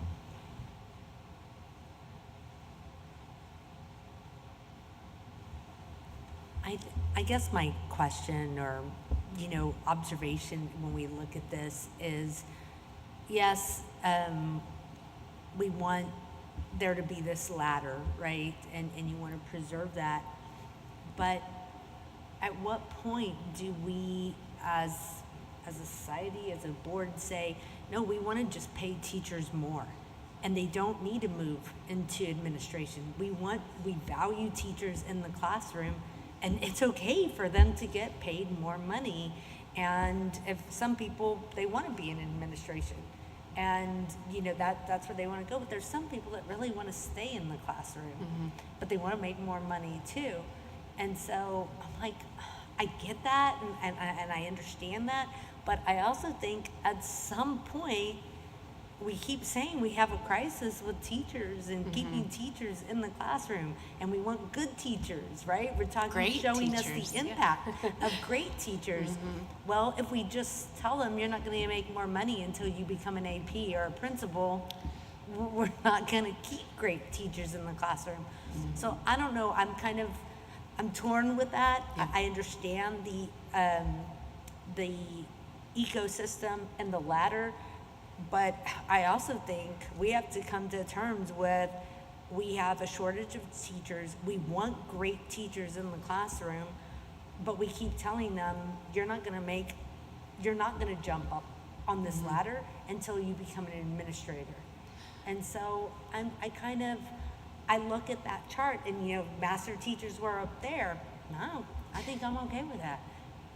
Is that so bad that our teachers are getting paid at that level? I think we all struggle with that. I think of pay in two separate but connected ways. One is the structure within which people are paid, and the other is the pay of your actual people. I think it's important for the structures to not have too much overlap, but individuals absolutely may make less to be an administrator than they make as a teacher. I think as a state, we've put systems in place to help teachers make a lot more than they would make as an administrator through things like teacher incentive allotment and additives a bilingual teacher or a teacher with a special ed stipend who becomes an administrator is very likely going to lose money because they had or a coach who had all these stipends is going to make less when they become an administrator. I think it's just being thoughtful to create systems where you're not forcing every teacher to make less, where we create opportunities to make more, but not forcing it one way or the other.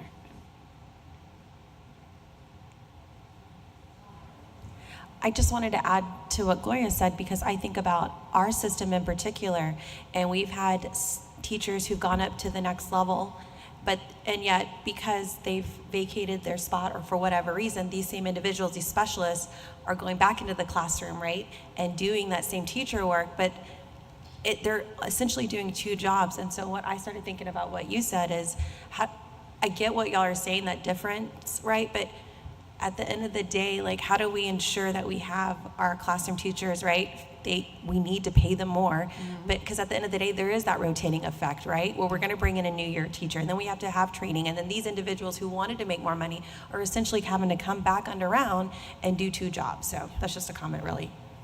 Well, and I'm curious, as we're having this discussion, like, I think that's a system, right?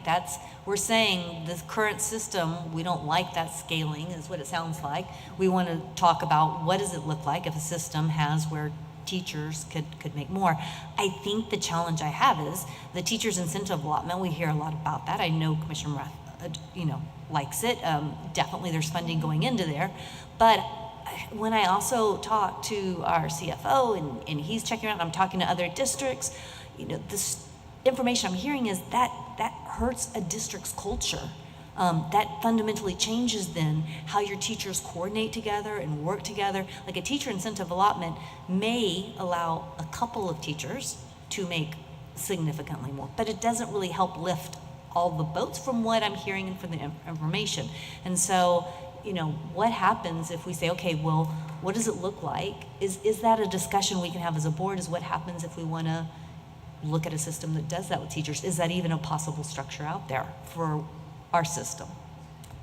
It's definitely a mixed bag. There are districts who have been very successful with TIA, and there are districts who have struggled with it. Part of what was proposed in the legislative session and special sessions was expanding that to include more teachers. I mean, right now it's a third of your teachers who might possibly qualify, and that's on the top end. So they're looking at, there was, I guess, a push to expand it to have more teachers potentially be eligible for that.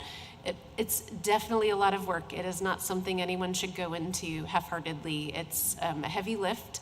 I think I just mentioned it because I think the state is creating a system where teachers can make up to $32,000 more and stay in the classroom than they make currently. And so I think there's statewide mechanisms to force that teacher pay to go up. So I think there's some support, but like you said, it is definitely a mixed bag. And the statewide mechanism is only for a few teachers. It's not, I mean, the way the system does, it pushes, you can only get so many at this, so yeah.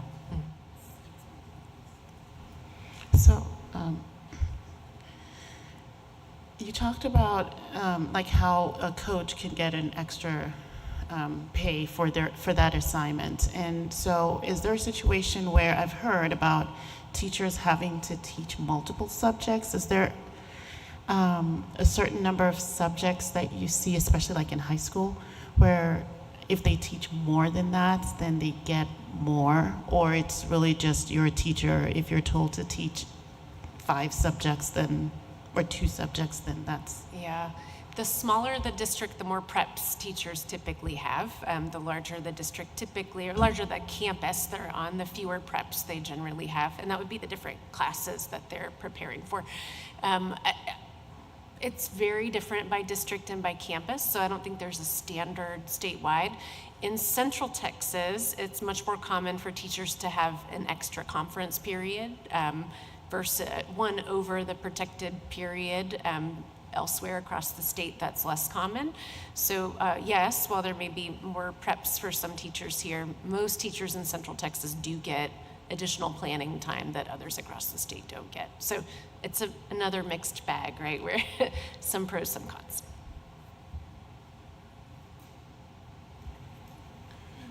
So my experience has taught me over time that a school district is a very complex human capacity organization that requires expertise at every level of the organization. And I think there is a trap that we can fall into easily if we start trying to raise one level or group of educators above another level or group of educators. And I think we need to be very careful acknowledging the fact that it takes every position in the district working at its maximum capacity to make us successful as an organization.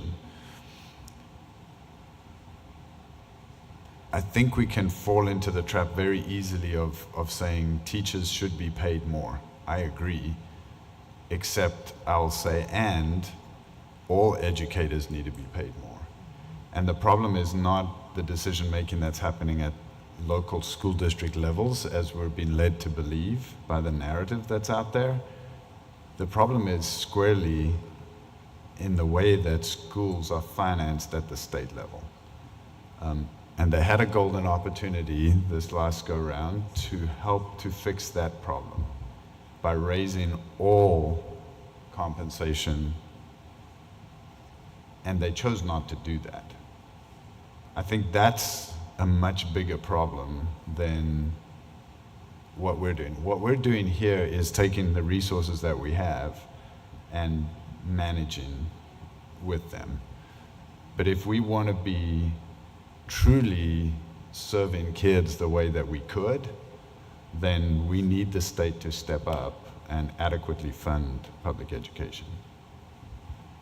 I don't know if it's to add on to what you're saying, but that is a problem.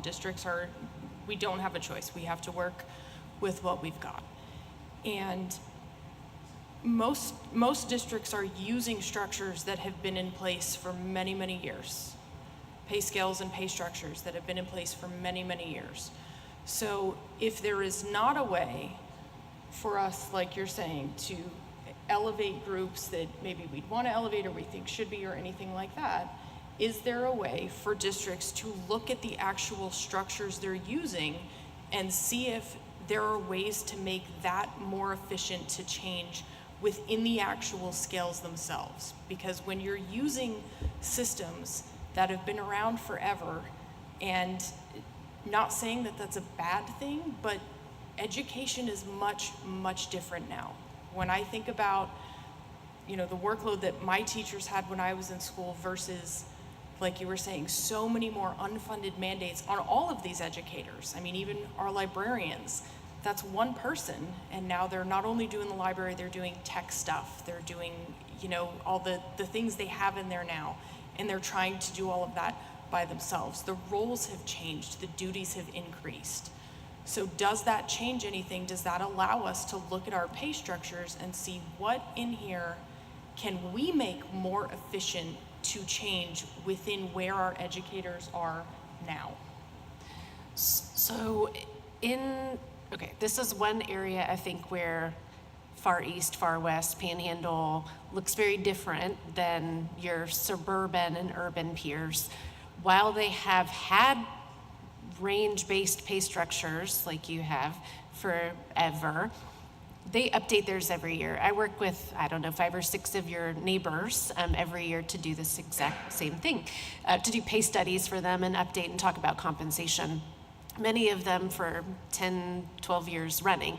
So they are updating theirs, but they're updating for market competitiveness and pay equity and things like that.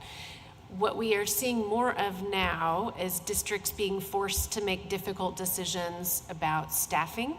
And so we do staffing reviews for districts where they're saying, we know we want to pay our people more because we need to, but we need to make sure we're right-sized for our staffing to be able to do that. Districts are growing and shrinking and needing to make adjustments, like you said, as the landscape of education changes. Where do we need to move people? We look now at things like staffing for instructional effectiveness, not just staffing for what's cheapest. Back in 2011, it was like, well, we know everyone's got to cut, so how deep can districts cut without really having instruction suffer? Now it's, yes, we know districts need to cut, but we want to make sure districts are poised to give students the most effective instruction. And so we're not going to recommend cut all of your instructional coaches, because if that's what it takes to make your teachers effective, then that's a valid way to spend district money. There's a rambling way to say districts are looking at right-sizing their staff to help afford the kind of pay increases that they want to make. So that's where they're trying to achieve efficiencies, more so is the right mix of people and pay to fit within their budget. I just wanted to add to that, the workload, for teacher workload, I kind of alluded to that in my last question. It's kind of like maybe you can't find a teacher, and so in the meantime, the work is offloaded to somebody else, and then they're like, well, I'm doing the work of 2 people, but only getting paid for 1. And it's just trying to find ways to acknowledge that. And I think that, do you want to talk about it?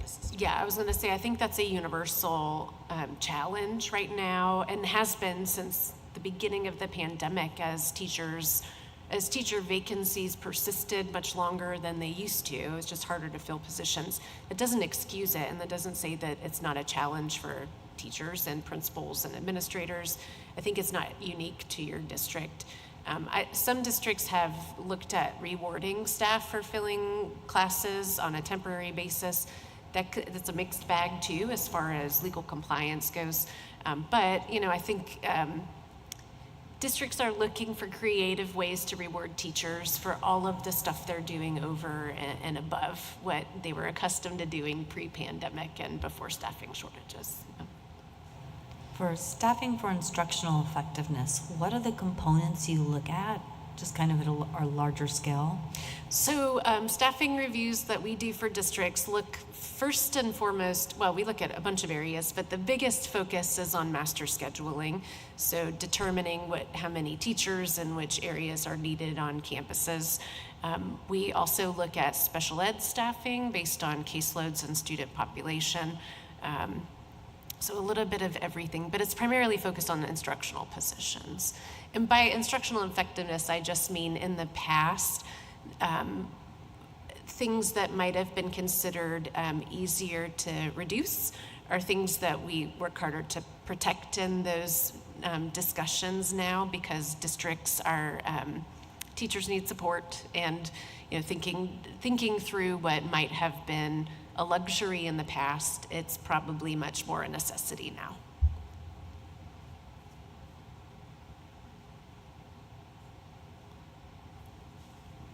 All right, I think we asked, thank you for allowing us to ask our questions throughout. Absolutely. That was a lot of great information, and I think we're all thinking about kind of the impacts and what we need for next steps. So thank you so much. Thank you both for sharing. We're gonna take a 5-minute break. So it is, we will be back in 5 minutes.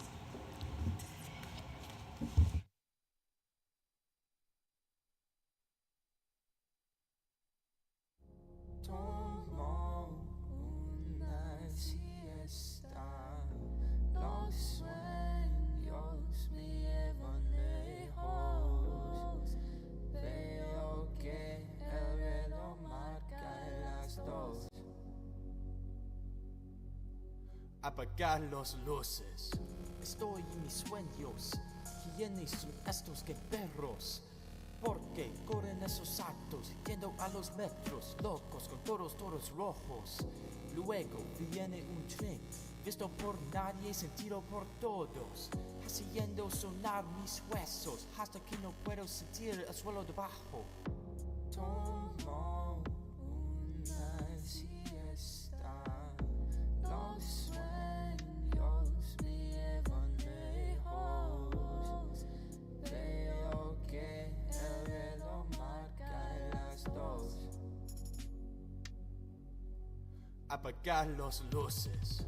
Enrollo las nubes de tormenta. Estoy rodeado de relámpagos sin cuenta. El sol no está a la vista. La única luz que tengo es mi amor por las siestas. Pero entonces lo recuerdo. Esto es solo un sueño y debo despertar pronto porque casi me quedé dormido en el trabajo. Tomo una siesta. Los sueños me llevan lejos. Veo que el reloj marca las 2. Que fue un buen sueño.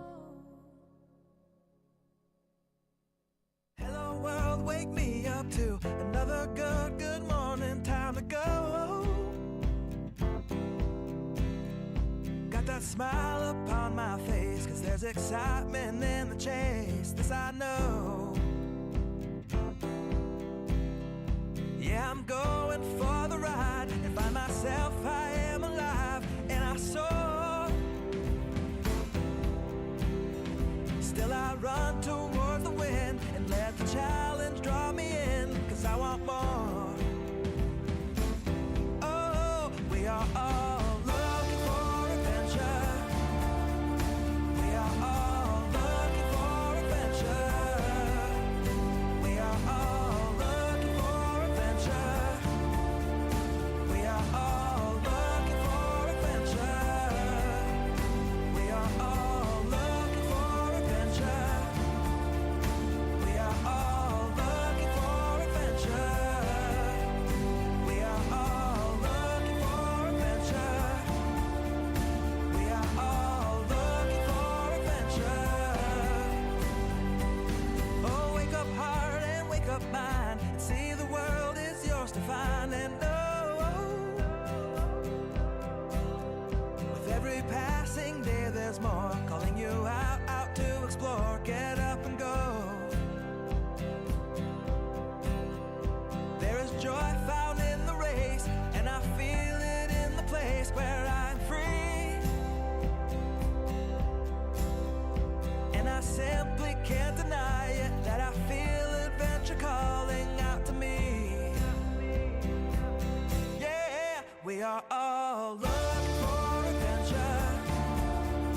We are all looking for adventure. We are all looking for adventure. We are all looking for adventure. We are all looking for adventure. We are all looking for adventure. We are all looking for adventure. We are all looking for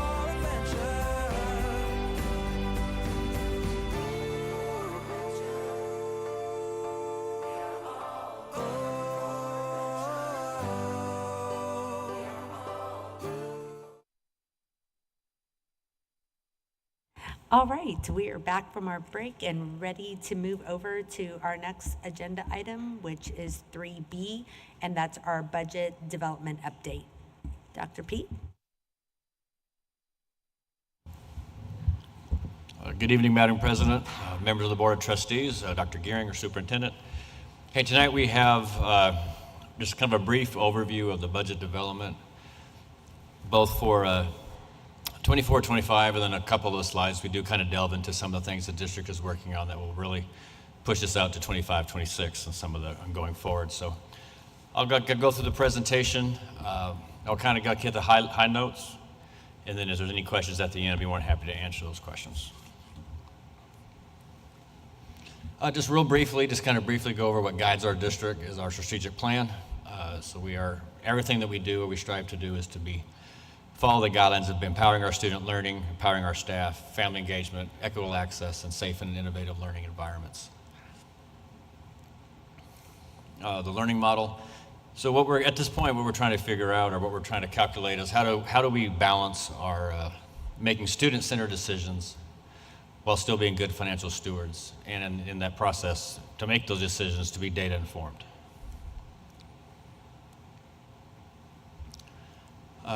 One of the things that we use in our model and our guiding documents is the Leander way, and so we will continue to strive to use the Leander way as we go through this process. We build relationships with trust, ethical behavior throughout our district and our departments. We think students first, and then systems and continuous improvement. So that's where the bulk of what I'll be talking about, I believe, would fall under the think category.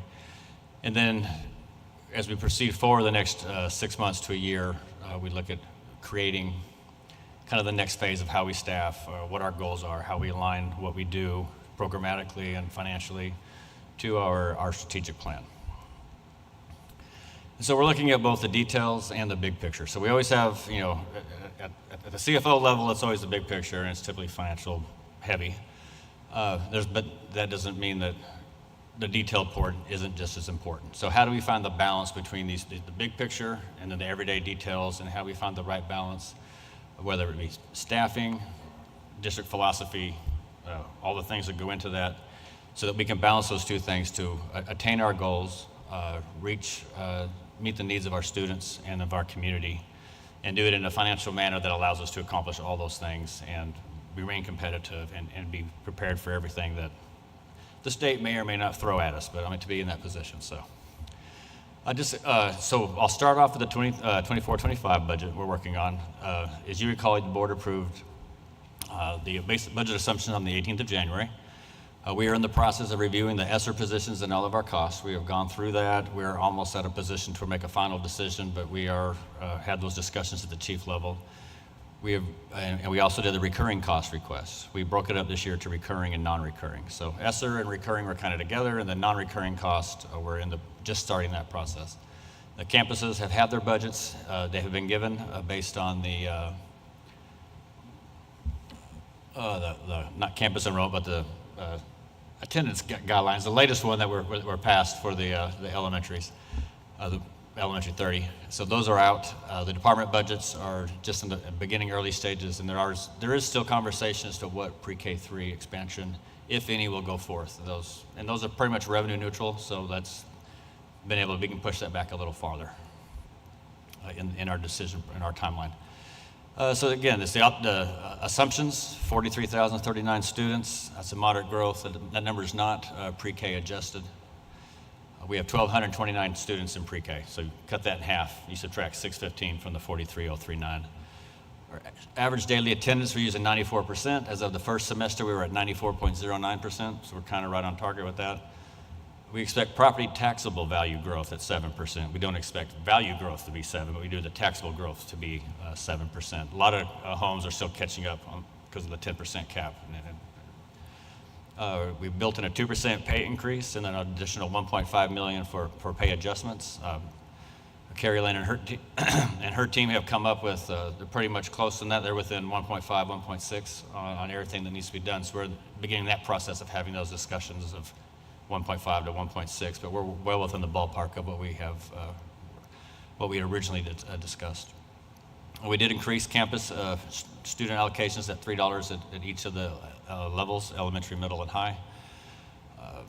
Obviously, you have funds for open number 30, expansion of the early college, high school, Leander Police Department. That has been presented previous times before. Elementary 31 coming in 25, 26. That's about 150,000. It's just hire the principal, and then start mid-year, and then start the administrative assistant and after spring break. We anticipate under current law, which may or may not be affecting, I don't know when, but I mean, that could change. But as of right now, we're looking at 0.7569 on M&O and 33 cents on the INS. And our budget parameter, or deficit parameter of 3%.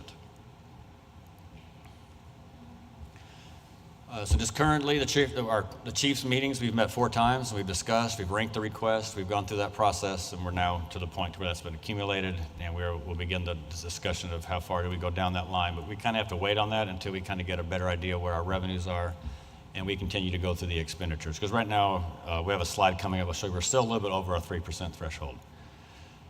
New funding was recently released. That gave us some funds that I had mentioned at the last board meeting. Our title fund, we're going to go on the assumption that the title funds are going to be similar to this last year, although we won't have that permanently known until May.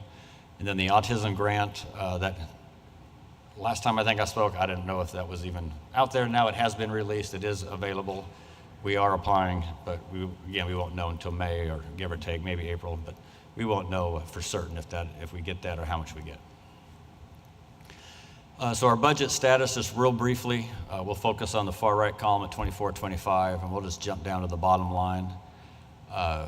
We are looking at just under $3.8 million outside of our 3% threshold. So total overage would be 16.5. Our 3% threshold is 12.8. And so we are 3.7 million over the 12.8, 3%, which is our 3% threshold.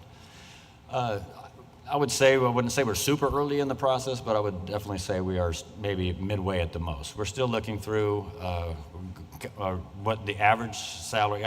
My wife told me that last time. I said it came across as going to reduce the average teacher salary. So I want to clarify that we are reducing what we budget for the average teacher salary. Two very different things. So let's make sure we don't want to quotes any rumors there. So we are looking at what we actually budget for the average teacher's salary, which is typically a little higher than what our average salary is. And so hence some of the discussions we've had before about we say no to programs, we have a deficit budget, we add $5-10 million at the end of the year. We're trying to narrow that gap quite a bit.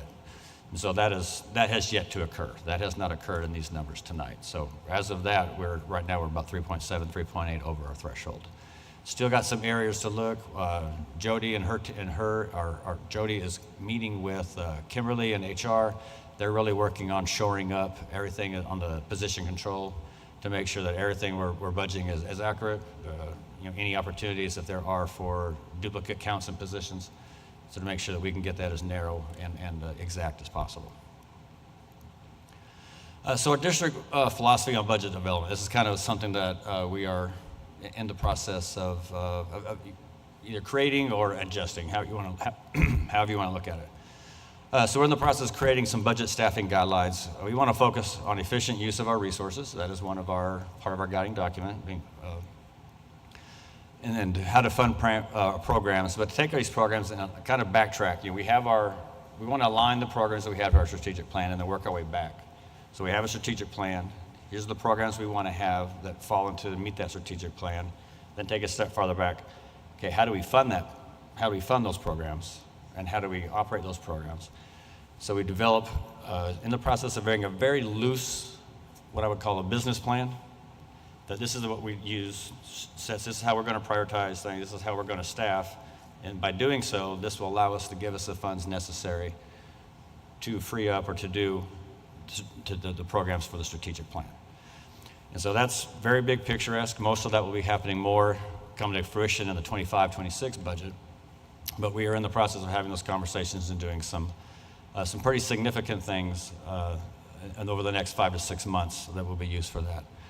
We are looking at bringing in some outside consultants to look at special education, how our programs, what are our program goals, how are we running those programs, are they efficient, is there a way it's more efficient, are we right on target? I mean, we just want to be able to have that information. We're looking at our master schedules, we're looking at how we staff, what our staffing guidelines are. We're going to put everything on the table. And so we can make it, as I mentioned earlier, we want to make decisions that are student-centered, but we need to be data-informed. And so when we get this information from third parties, that they're not tied to LISD, they're strictly looking at it from their experience and from a numerical standpoint. And what are we doing? These three other districts, or the three most popular ways, maybe it is ways, then we can have that discussion. Okay, this is how we do it. Here's 3 other ways.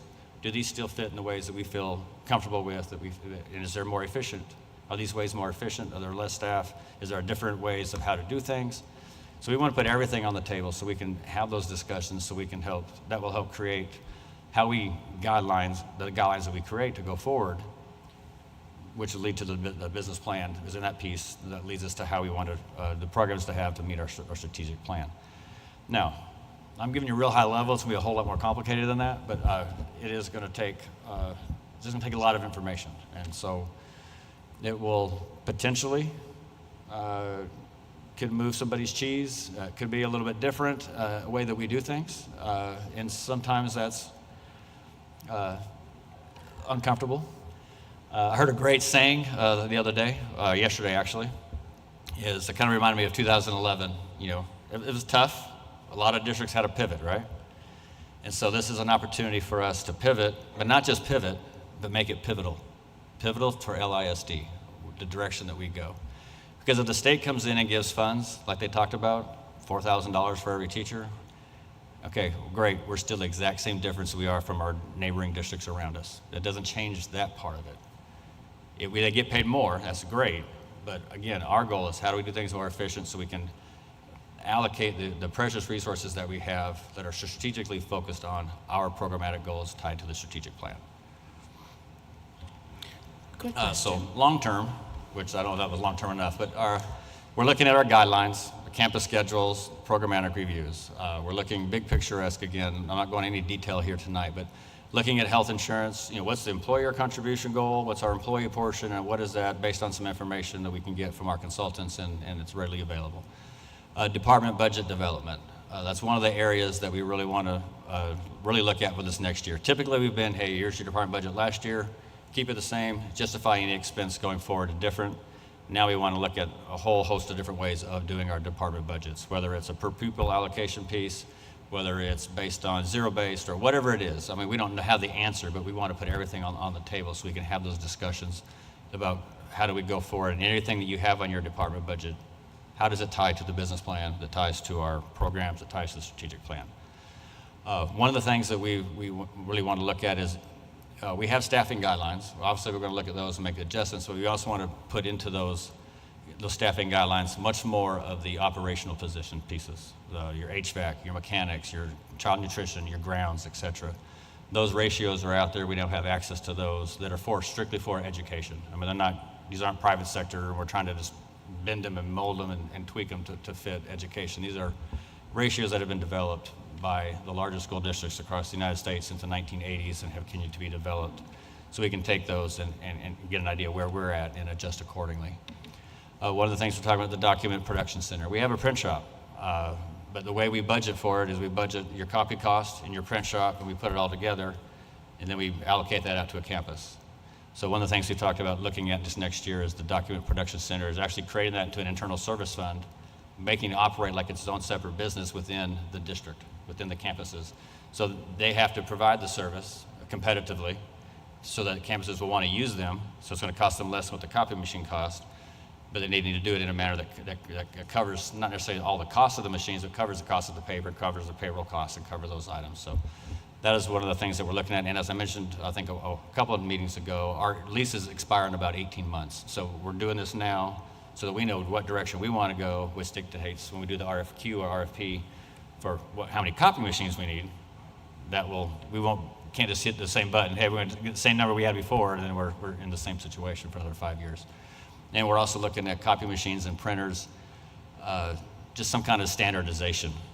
We'll get with technology on that, then we'll come up with some opportunities and ideas, and then we'll get with some certain principals and get their feedback. And it may be different based on a principal's choice. It could be different based on the floor plan, obviously, of a campus. Just because you have the same square feet doesn't mean you're laid out the same, doesn't mean you function the same. So all those will be taken into consideration. So those are the big picture. I mean, that's a lot of big things that we're going to take a while, but we'll begin implementing into the 25, 26. So as we continue to strategize the funding of our positions and our resources, we're looking to do everything in our power that makes sense to charge costs to the appropriate funds, whether it's a workers' comp fund, health insurance fund, internal service funds, child nutrition, district production center, et cetera. So we have our general fund, and then if there's any funds that we have for other services, and we have positions that are paid out of the general fund that actually promote that thing, we're going to try to move those salaries over to maximize the monies that we have in the general fund. The next two slides are just, we have mentioned them before, so I don't plan on spending just a vast amount of time on them. I do want to reiterate, this slide is all positions. It's title positions, it's ESSER positions, and so everything is in there. So, when you see the state average, or if you see something that's in there, those ones as well. So you'll start to see this start to move up over the next year or two as districts don't keep the ESSER positions, or you'll really see it if no more state funds come in, because then it will almost be like, if you go back to 2012, 13, that was the year after 2011. That was harsh. We cut. We hit flesh, we hit fat, we hit muscle, then we hit bone. That was too much. But so you definitely kind of could see, 15.4, 15.4, and then we had 53, 2, 1, and so there's a little correction, but like I said, we can get. It's not a goal as a number per se, but if you get to that 14.8, 15, 15.2 range, you're probably we'll be in a position. If we do it in a manner that is student-centered and data-informed, we'll be in a position to where we will be able to do some of the things that were mentioned earlier on the previous presenter when you guys were asking questions with that about, how do we differentiate teacher pay? How do we ensure that teachers are, if they choose to make an additional money but still remain in the classroom, and not necessarily have to go into the campus administration. A lot of those conversations we anticipate will be taking place over the next year or so. And then the other one is the staffing data. As we look at it, like again, I made the comment last time, you can make the argument we're $800,000 under, but if you look at how we get there, it's just very, I don't want to say convoluted or wonky. It doesn't.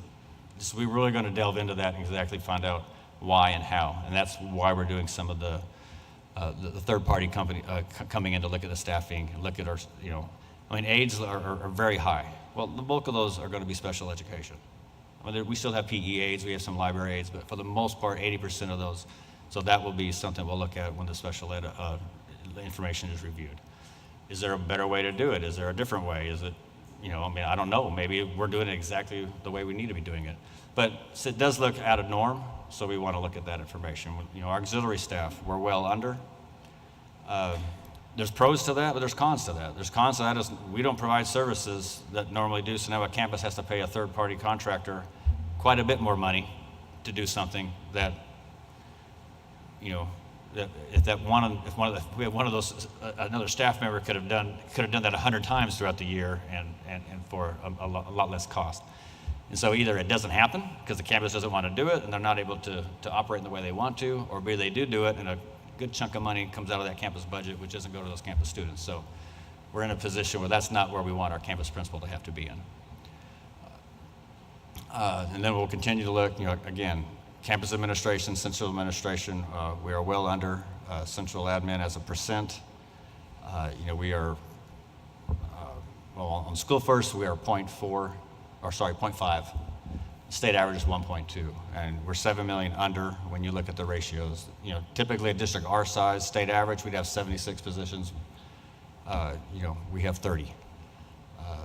So that is, we're not saying to add any. We're just saying, hey, that's our philosophy is we want to be lean here to have more and to be able to provide more services or to have higher salaries for our staff that are in front of our students.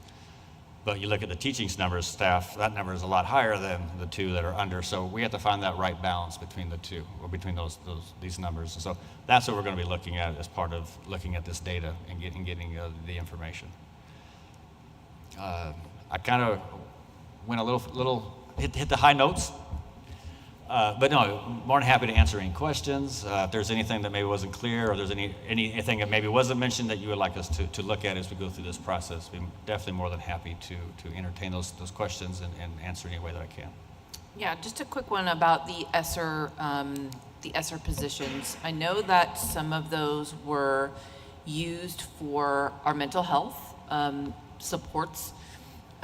Knowing that ESSER funds were given to us at a time when we needed them for COVID, and granted they were needed at that time for certain things. Now I feel like we're having the fallout from COVID, and the mental health needs that we're seeing on campuses on a daily basis continue to rise. I'm concerned that those ESSER funds are going to, obviously they're going away.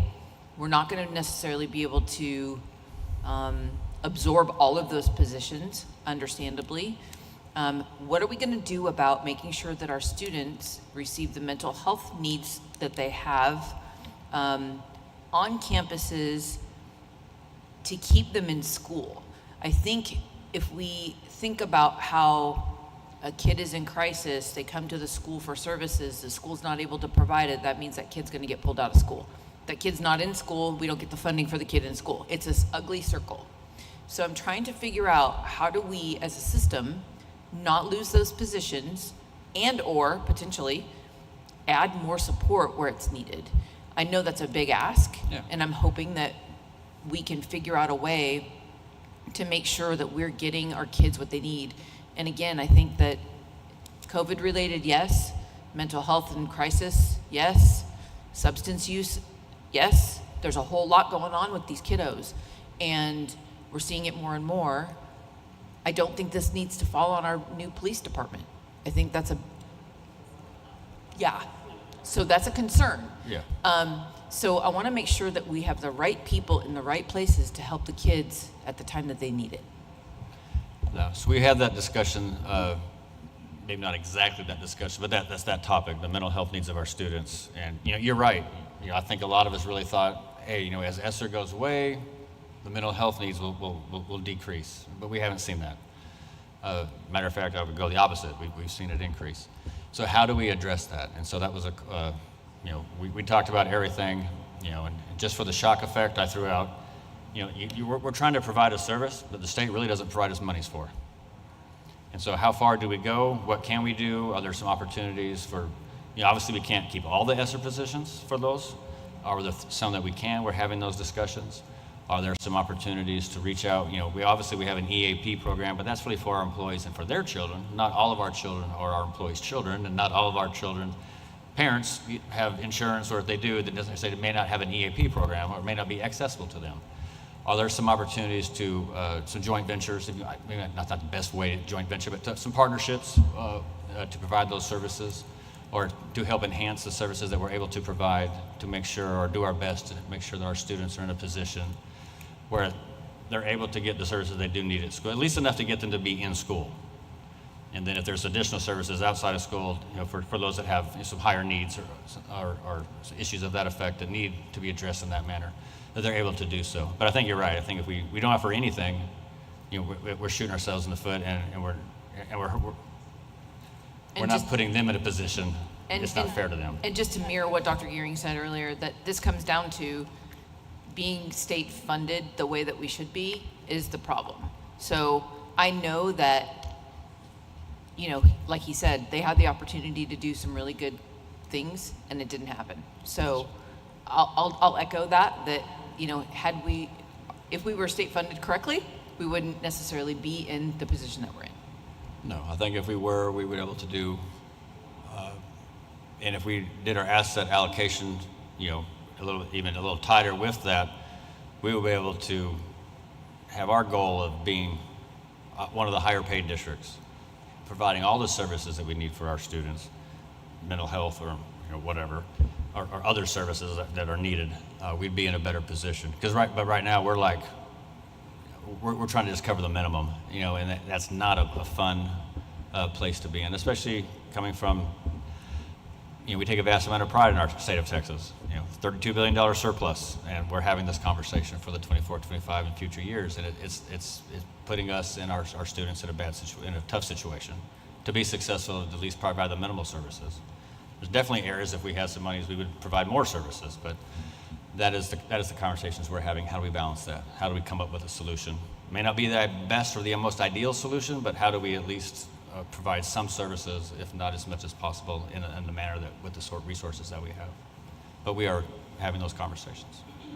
I'm going to tag on to Christine's question as well, because one thing that concerns me with the ratios, and obviously you have to use those when you're doing staffing formulas, but one thing that concerns me about that is that maybe our population isn't changing, the ratio of student to kids isn't changing, students to teachers isn't changing, but the needs of the students are increasing. Whether it's the mental health needs, we have massive increase in special education numbers, and the legislature is still thinking that the 1991 rate for that is really effective still.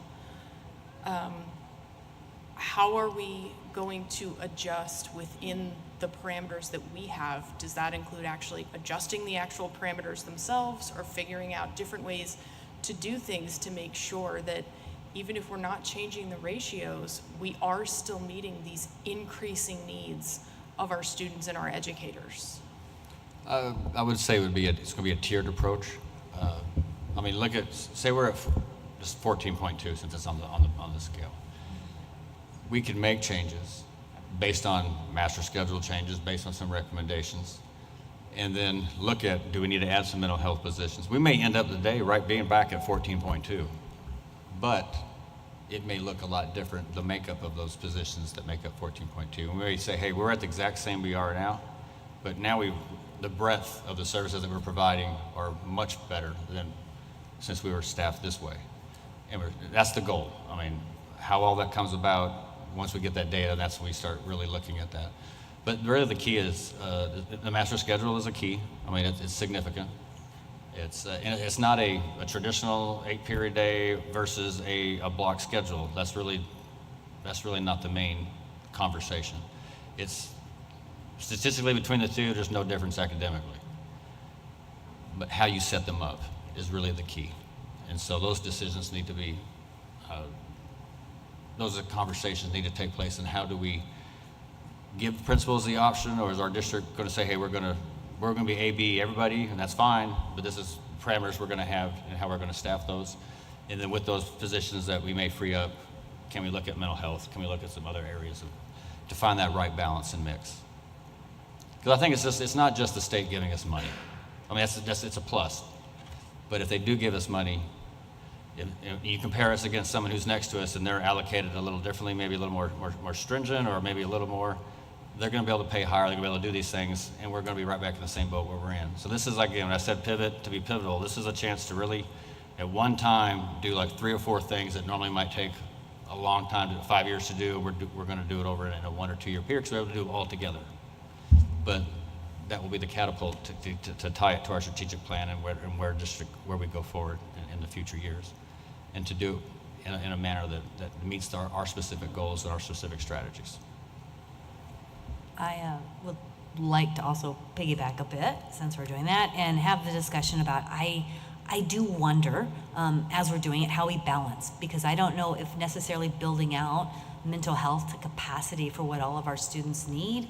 I'd like to make sure we understand like what the options are as far as wraparound services to get students connected versus the ones that need that help in district that are using our services and do appreciate that. There's a way to grow, but to also say, well, it doesn't have to meet every student's need. What are the wraparound services we could do to meet every student's need? Full disclosure, my husband's a counselor, but he doesn't work with kids. But I get to see his data points and information. U.S. Surgeon General said we have an epidemic of isolation.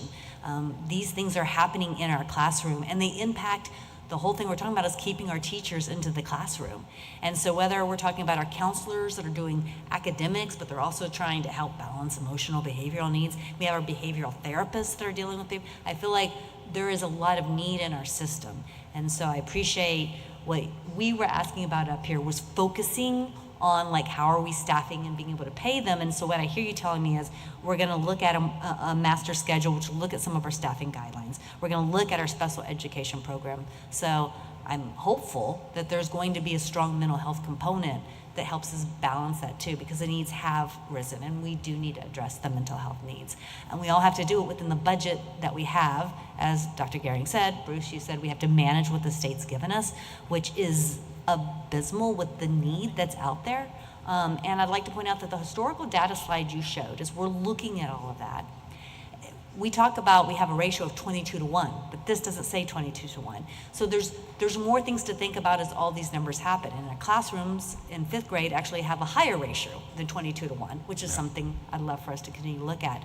Even when you look at all that, if somebody looks at the ratio, they're gonna go, oh yeah, but in my classroom, I have more than that 22-1. So this is a good baseline number, but you know, if you're gonna go out and write, oh yeah, we must have this 14-1 ratio, there's a whole lot of things that go in this data, and there's several other data points that actually tell us what's happening in the classroom. Yeah, this is a step 1 of a 12-step process. This is the first step. You're just looking at a very grandiose big picture. And this is what I would, the term that TASB used the other day, this is your theoretical. Then you compare it to your actual, and you look at, I think the term they use was balance. Is it balanced, or are you unbalanced? Is one campus higher or lower? And then you have to figure out why. And then it could be a host of reasons. It could be legit. They could have this unique campus, a unique program on that campus. Or it could be, we got out of whack a little bit, and we need to do a little self-correction. So, but no, you're right. Again, this is just really, this is on that slide, this is the big globe, this is the big picture. This is no details on this slide. This is the teaser, if you want to call it that. This is whet the appetite kind of thing. But this is where we're going. We're just starting out globally, and then as more data comes in and this is done, we'll be able to really look down and fine tune it down to the specific areas, and then be able to really have the discussions about, okay, this is what we're doing. Maybe this doesn't align here and there. What can we do, and then what can we do with those? If it does free up positions or it frees up monies, what can we do with those monies based on our priorities? And so I wish I could sit here and tell you exactly how it's going to work out, but I can just tell you that we're going to go through this process, and we're going to get all the information, and some of it's going to be great, some of it's going to be really comfortable, we're going to have some it just is going to be really easy, some we're going to struggle, but we're going to, we'll make the decisions that, we'll make the recommendations as administration, we'll have the discussion with the board based on what we have available, and it will all be with being student-centered as our main focus, and then maximizing the resources that we have. And it's not going to be easy. There'll be moments that'll be exciting, there'll be moments that'll be hard as could be, so. Thank you. I was just going to add that for all of us, we're piling in, hey, I want to see this, I really hope this, but this is step one, and I think as we talk about special education, as we talk about mental health services, there's a lot of other people that need to be at this table, Yes, like we need to talk to Steve Clark, we need to talk to Kimberly, when we talk about classroom ratios, all of those pieces, and so we're looking at you, and we're like, solve all of it, make it all work, and so realizing this is step one of a long process. So this was just the teaser. There's a lot more to come. Yeah. So thank you for reiterating that. Thank you. I have a question about attendance. All and right. so since we're funded based on attendance, and also we know that increased attendance also helps with their student outcomes as well. So is there, as far as the 94%, are there specific schools or specific students that we know of that might need some assistance in making sure that there are any barriers that are removed, or specific schools that have attendance issues that can be looked into? We get a report every day that tells us by campus what the attendance rate was the day prior. And so if it's below, I think 90%, I think it pops up as a yellow, or then if it's red, if it gets even lower. This has been a unique couple of years since COVID. I mean, back in the day, if you were in elementary and you were below 96%, I'd be, what's going on? Now we probably have 5 elementaries that are at 96%. Most of them are at about 2 percentage points lower. But we do, I get that. I know a lot of people get that. I'm one of the people that gets that every morning. Every morning I get 3 emails, and that has it by bilingual, has it by campus attendance, and has them combined. And so we do look at that, we track it. We are working on, one thing I did not mention if I did mention it, I don't believe I mentioned it, but we're looking at the staffing. We're also looking at SPED, but we're also looking at our PEIMS processes, our attendance processes. That is something that will be starting here in the next couple of weeks. That is basically a continuation of a previous review that was done about 17, 18. That was just kind of between the transition of CFOs, it kind of was completed, and just kind of nothing really became of it. So now we're updating it, and then we'll go through that process. So first of all, make sure, are we accurate? That's the most important thing. I mean, if we're down, we're down, but as long as we're accurate, then I feel better. I know that it's right. So are we doing the things that should be, are we, did our attendance clerks, and one thing I will give credit for is I gave a presentation in the summer at the retreat, not at the retreat, but at I think it was a retreat. It was at Vandergrift, I remember that, okay. And one of the slides that we talked about was the attendance, the OAT time. It was the time that you take attendance. And so are we within a minute or two before, or are we within a minute after? And we were way out of, there was some opportunities there. So I asked the principals, I didn't really dictate, didn't try to, I just said, hey, we'd really, for us to get accurate as we can be, if you would really take some effort to really ensure that your attendance clerk has the appropriate time, has an office in a private space, so they can do this. And within about a 2-month period of my staff doing training, the vast majority of all the attendance clerks came back and said their principals have gone out of their way to give them the time that they need, have given them the privacy while they're doing phone calls with parents or they're following up. And so that, although it was for OAT, but it also will carry over for them to be able to take the time that they need to really do attendance the right way, or to follow up on some things that maybe prior had fallen through the cracks because there's juggling so many things. Part of that review will be interviewing some of the attendance clerks at different levels, elementary, middle school, and high school, and look at it from a process flow perspective. Because they're supposed to be, in theory, if you're there, you're there, but if you're not, you're marked absent. But if you're in the nurse's office, then that should be, you sign into the nurse's office, and the attendance clerk can go in, and that can be changed, that they were present. They just happen to be in the nurse's office or the library or, in another classroom or whatever. So is that happening? Is that taking, are there systems in place to catch that, to make sure that it is happening? And so those are all the things that we're going to be looking at. Because I want to make sure first it's accurate. And if it goes up, that's gravy. If it doesn't, but at least I know it's accurate. And then there's some things that we'll have conversations, and I'm sure campus principals are probably going to start having some of these conversations. They know their attendance is down. They know that affects the instruction time with their teachers. We kind of went away from a lot of the things we used to do, 100% attendance awards and do other things. I don't really see those coming back at 100%. I mean, I don't know how the conversations are coming in place, but definitely what kind of incentives can we do that don't make our kids feel they have to come to school when they're sick, but how are they able, to make it as important to the parents, and how can we do things, particularly the K through 3, where we can stop the chronic absenteeism in the early years so it doesn't extrapolate to middle school and high school. So there's a lot of things. It's going to be a multi-tiered approach of some of the conversations that I will be involved in. There will be other conversations that I will never even know about because it's just at different levels. But overall, if our students are not in school, they're not. That's time away from their teacher, and that's going to hurt us and hurt them academically going forward. So how do we change that culture with the parent? How do we change the culture in the district? How do we make it so the kids feel they belong, they want to be there, and all these things all come into play? Thank you. I had more of a comment on slide 11 for the long term, the implement more operation positions. I gotta say, I love that because this time last year during budget season, I asked what that work orders and how many maintenance individuals we had. And just so my fellow board members know, from 1/1/2023 to 3/30 to 2023, we had an average of 503 work orders per week. So I love that there's an emphasis on trying to grow that program because as we build new facilities, we need to make sure that we're keeping up with our older facilities and properly repairing them on time because like you said, that contract work starts adding up. And that's when I go into a campus and I'm like, oh no, how much is this costing? So I appreciate that piece. And then the other piece is more of a comment and suggestion on the document production center. As an ex-PTA leader, I would have loved that. So I just want to make sure if we go that route that we ensure that we're giving that option to our local PTAs. Granted, they have to pay for it. Yeah. But it's just something in-house that's one, affordable for us, it's right there, and it's another way for us to hopefully try to generate some revenue. Got it. Pete, can you tell us the reviews you're talking about, are they gonna be completed when we start having our discussions, or what do you anticipate when we start talking about salary and the next level of budget? We anticipate the review, the PEAMS review will be done probably May, June. I anticipate the special education as well as the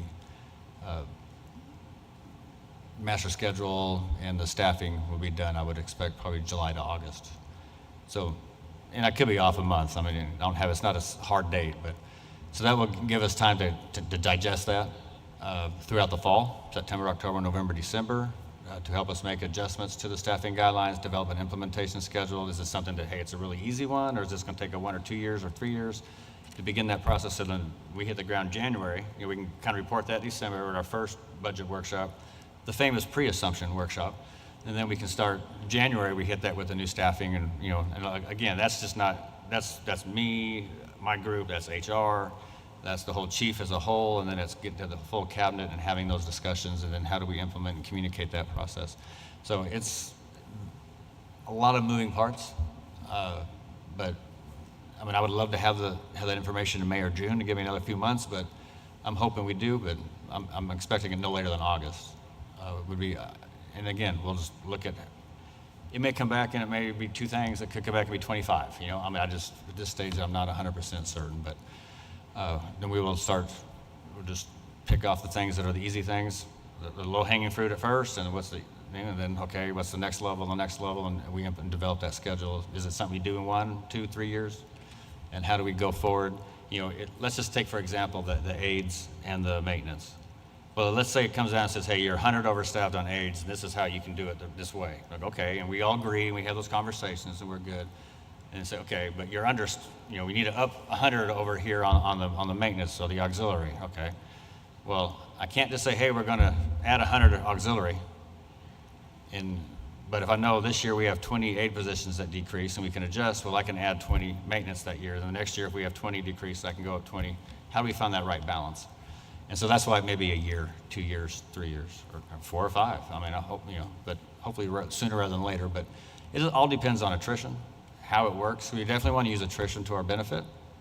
When I first got here, I was excited because we had attrition and growth, but the growth has kind of fallen off a little bit. So, but to attrition, it's important to find that balance. We want to make sure that everybody understands, the why, what the end result is, and why some positions may not be filled. They understand, oh, it's because we're going to up it over on this end, and this is why, and it's all communicated correctly and appropriately. So, it's not just central admin behind the wizard curtain over here. We're all have all this together, and we all know what the purpose is of why we're doing what we're doing. I had to tie it into the theme,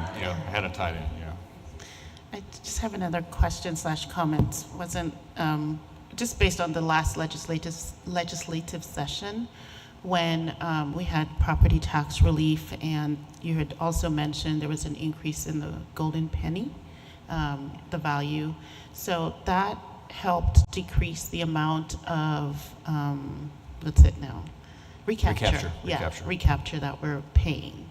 So, I mean, some might think, well, you're getting more money that way. So can you please explain why that may or may not be interpreted that way? Yeah, can you guys bring up that presentation, the slide with the numbers, the budget one? I want to say it was 9 or 10, but don't quote me on that. Okay, so this is a very high level. It's not quite as detailed, but actually it's, just pretend it's not there. Oh, no, hold on. It is, okay. So if you look at the total estimated revenues, so 23, 24, it's basically $491 million. Of that $491 million, if you go 4 lines down, almost 58 of that was subject to recapture. So in reality, you have 491 minus the 58. I mean, that's what we have to spend. If you look at if you look at 23, 24, the middle one, because that has been updated after Senate Bill 2, our budget, hey, you went from 491 million to 436 million? Well, yeah. But we also went from 57 million in recapture, 58 million in recapture to 9.5 million in recapture. So the bulk of that loss in that amount from 490 to 436 was that just less money we sent back to the state. I didn't come out ahead. I just less money my local taxpayers sent to the state. And then you look at the next column and look at 24, 25, it's 438 million. It went up 2, and well, hey, lo and behold, estimated recapture went up from 9 to 11. It went up the same 2. And so we're basically, I've had some great conversations with some, just local taxpayers that, that don't maybe understand. They're like, hey, my taxes have gone up for 5 years. What are you guys doing with all this money? Well, they don't understand that when their taxes go up, you guys understand, the state value goes down. I'm still on flat revenue from 2019-20. And there's a lot has happened since 2019-20, a lot. And so, how do you, with all the, whether it be inflation or just 4 years of any kind of normal inflation, let alone we had 2 of those years that were, much higher than average. And we're left to try to, provide for our students and our staff. And I mean, our hands have been, I would say handcuffed really in a way. I mean, there's not a lot of wiggle room for us to do, and we're doing the best we can with what little wiggle room we have. But so that's when you have to do that little self-reflection. Okay, well, now you have to look at staffing. Now we really have to look at, and not that that's necessarily a bad thing. It's always a good idea. I always try to really, every 4 or 5 years, to really kind of, okay, we've evolved. We've had 4 or 5 years now. Let's look at things have changed a little bit. Let's just have a slight course correction. But we're beyond the slight and course correction at this point. We're having some significant tough decisions because we don't have the funds to do what we need to do nor what we want to do. And we're putting our staff and our teachers in a rough and students in a tough position.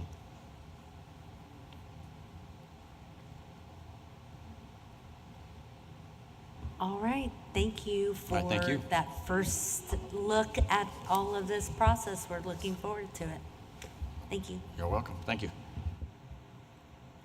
All right, so I do have an item that I would like to, or like to make a motion to put an item on the agenda, on a future agenda. And this item has to, or deals with the review of the stark difference between what the board approved for secondary zoning numbers and what the PASA update showed back in the fall. And I can go into more details as part of my motion, or, okay.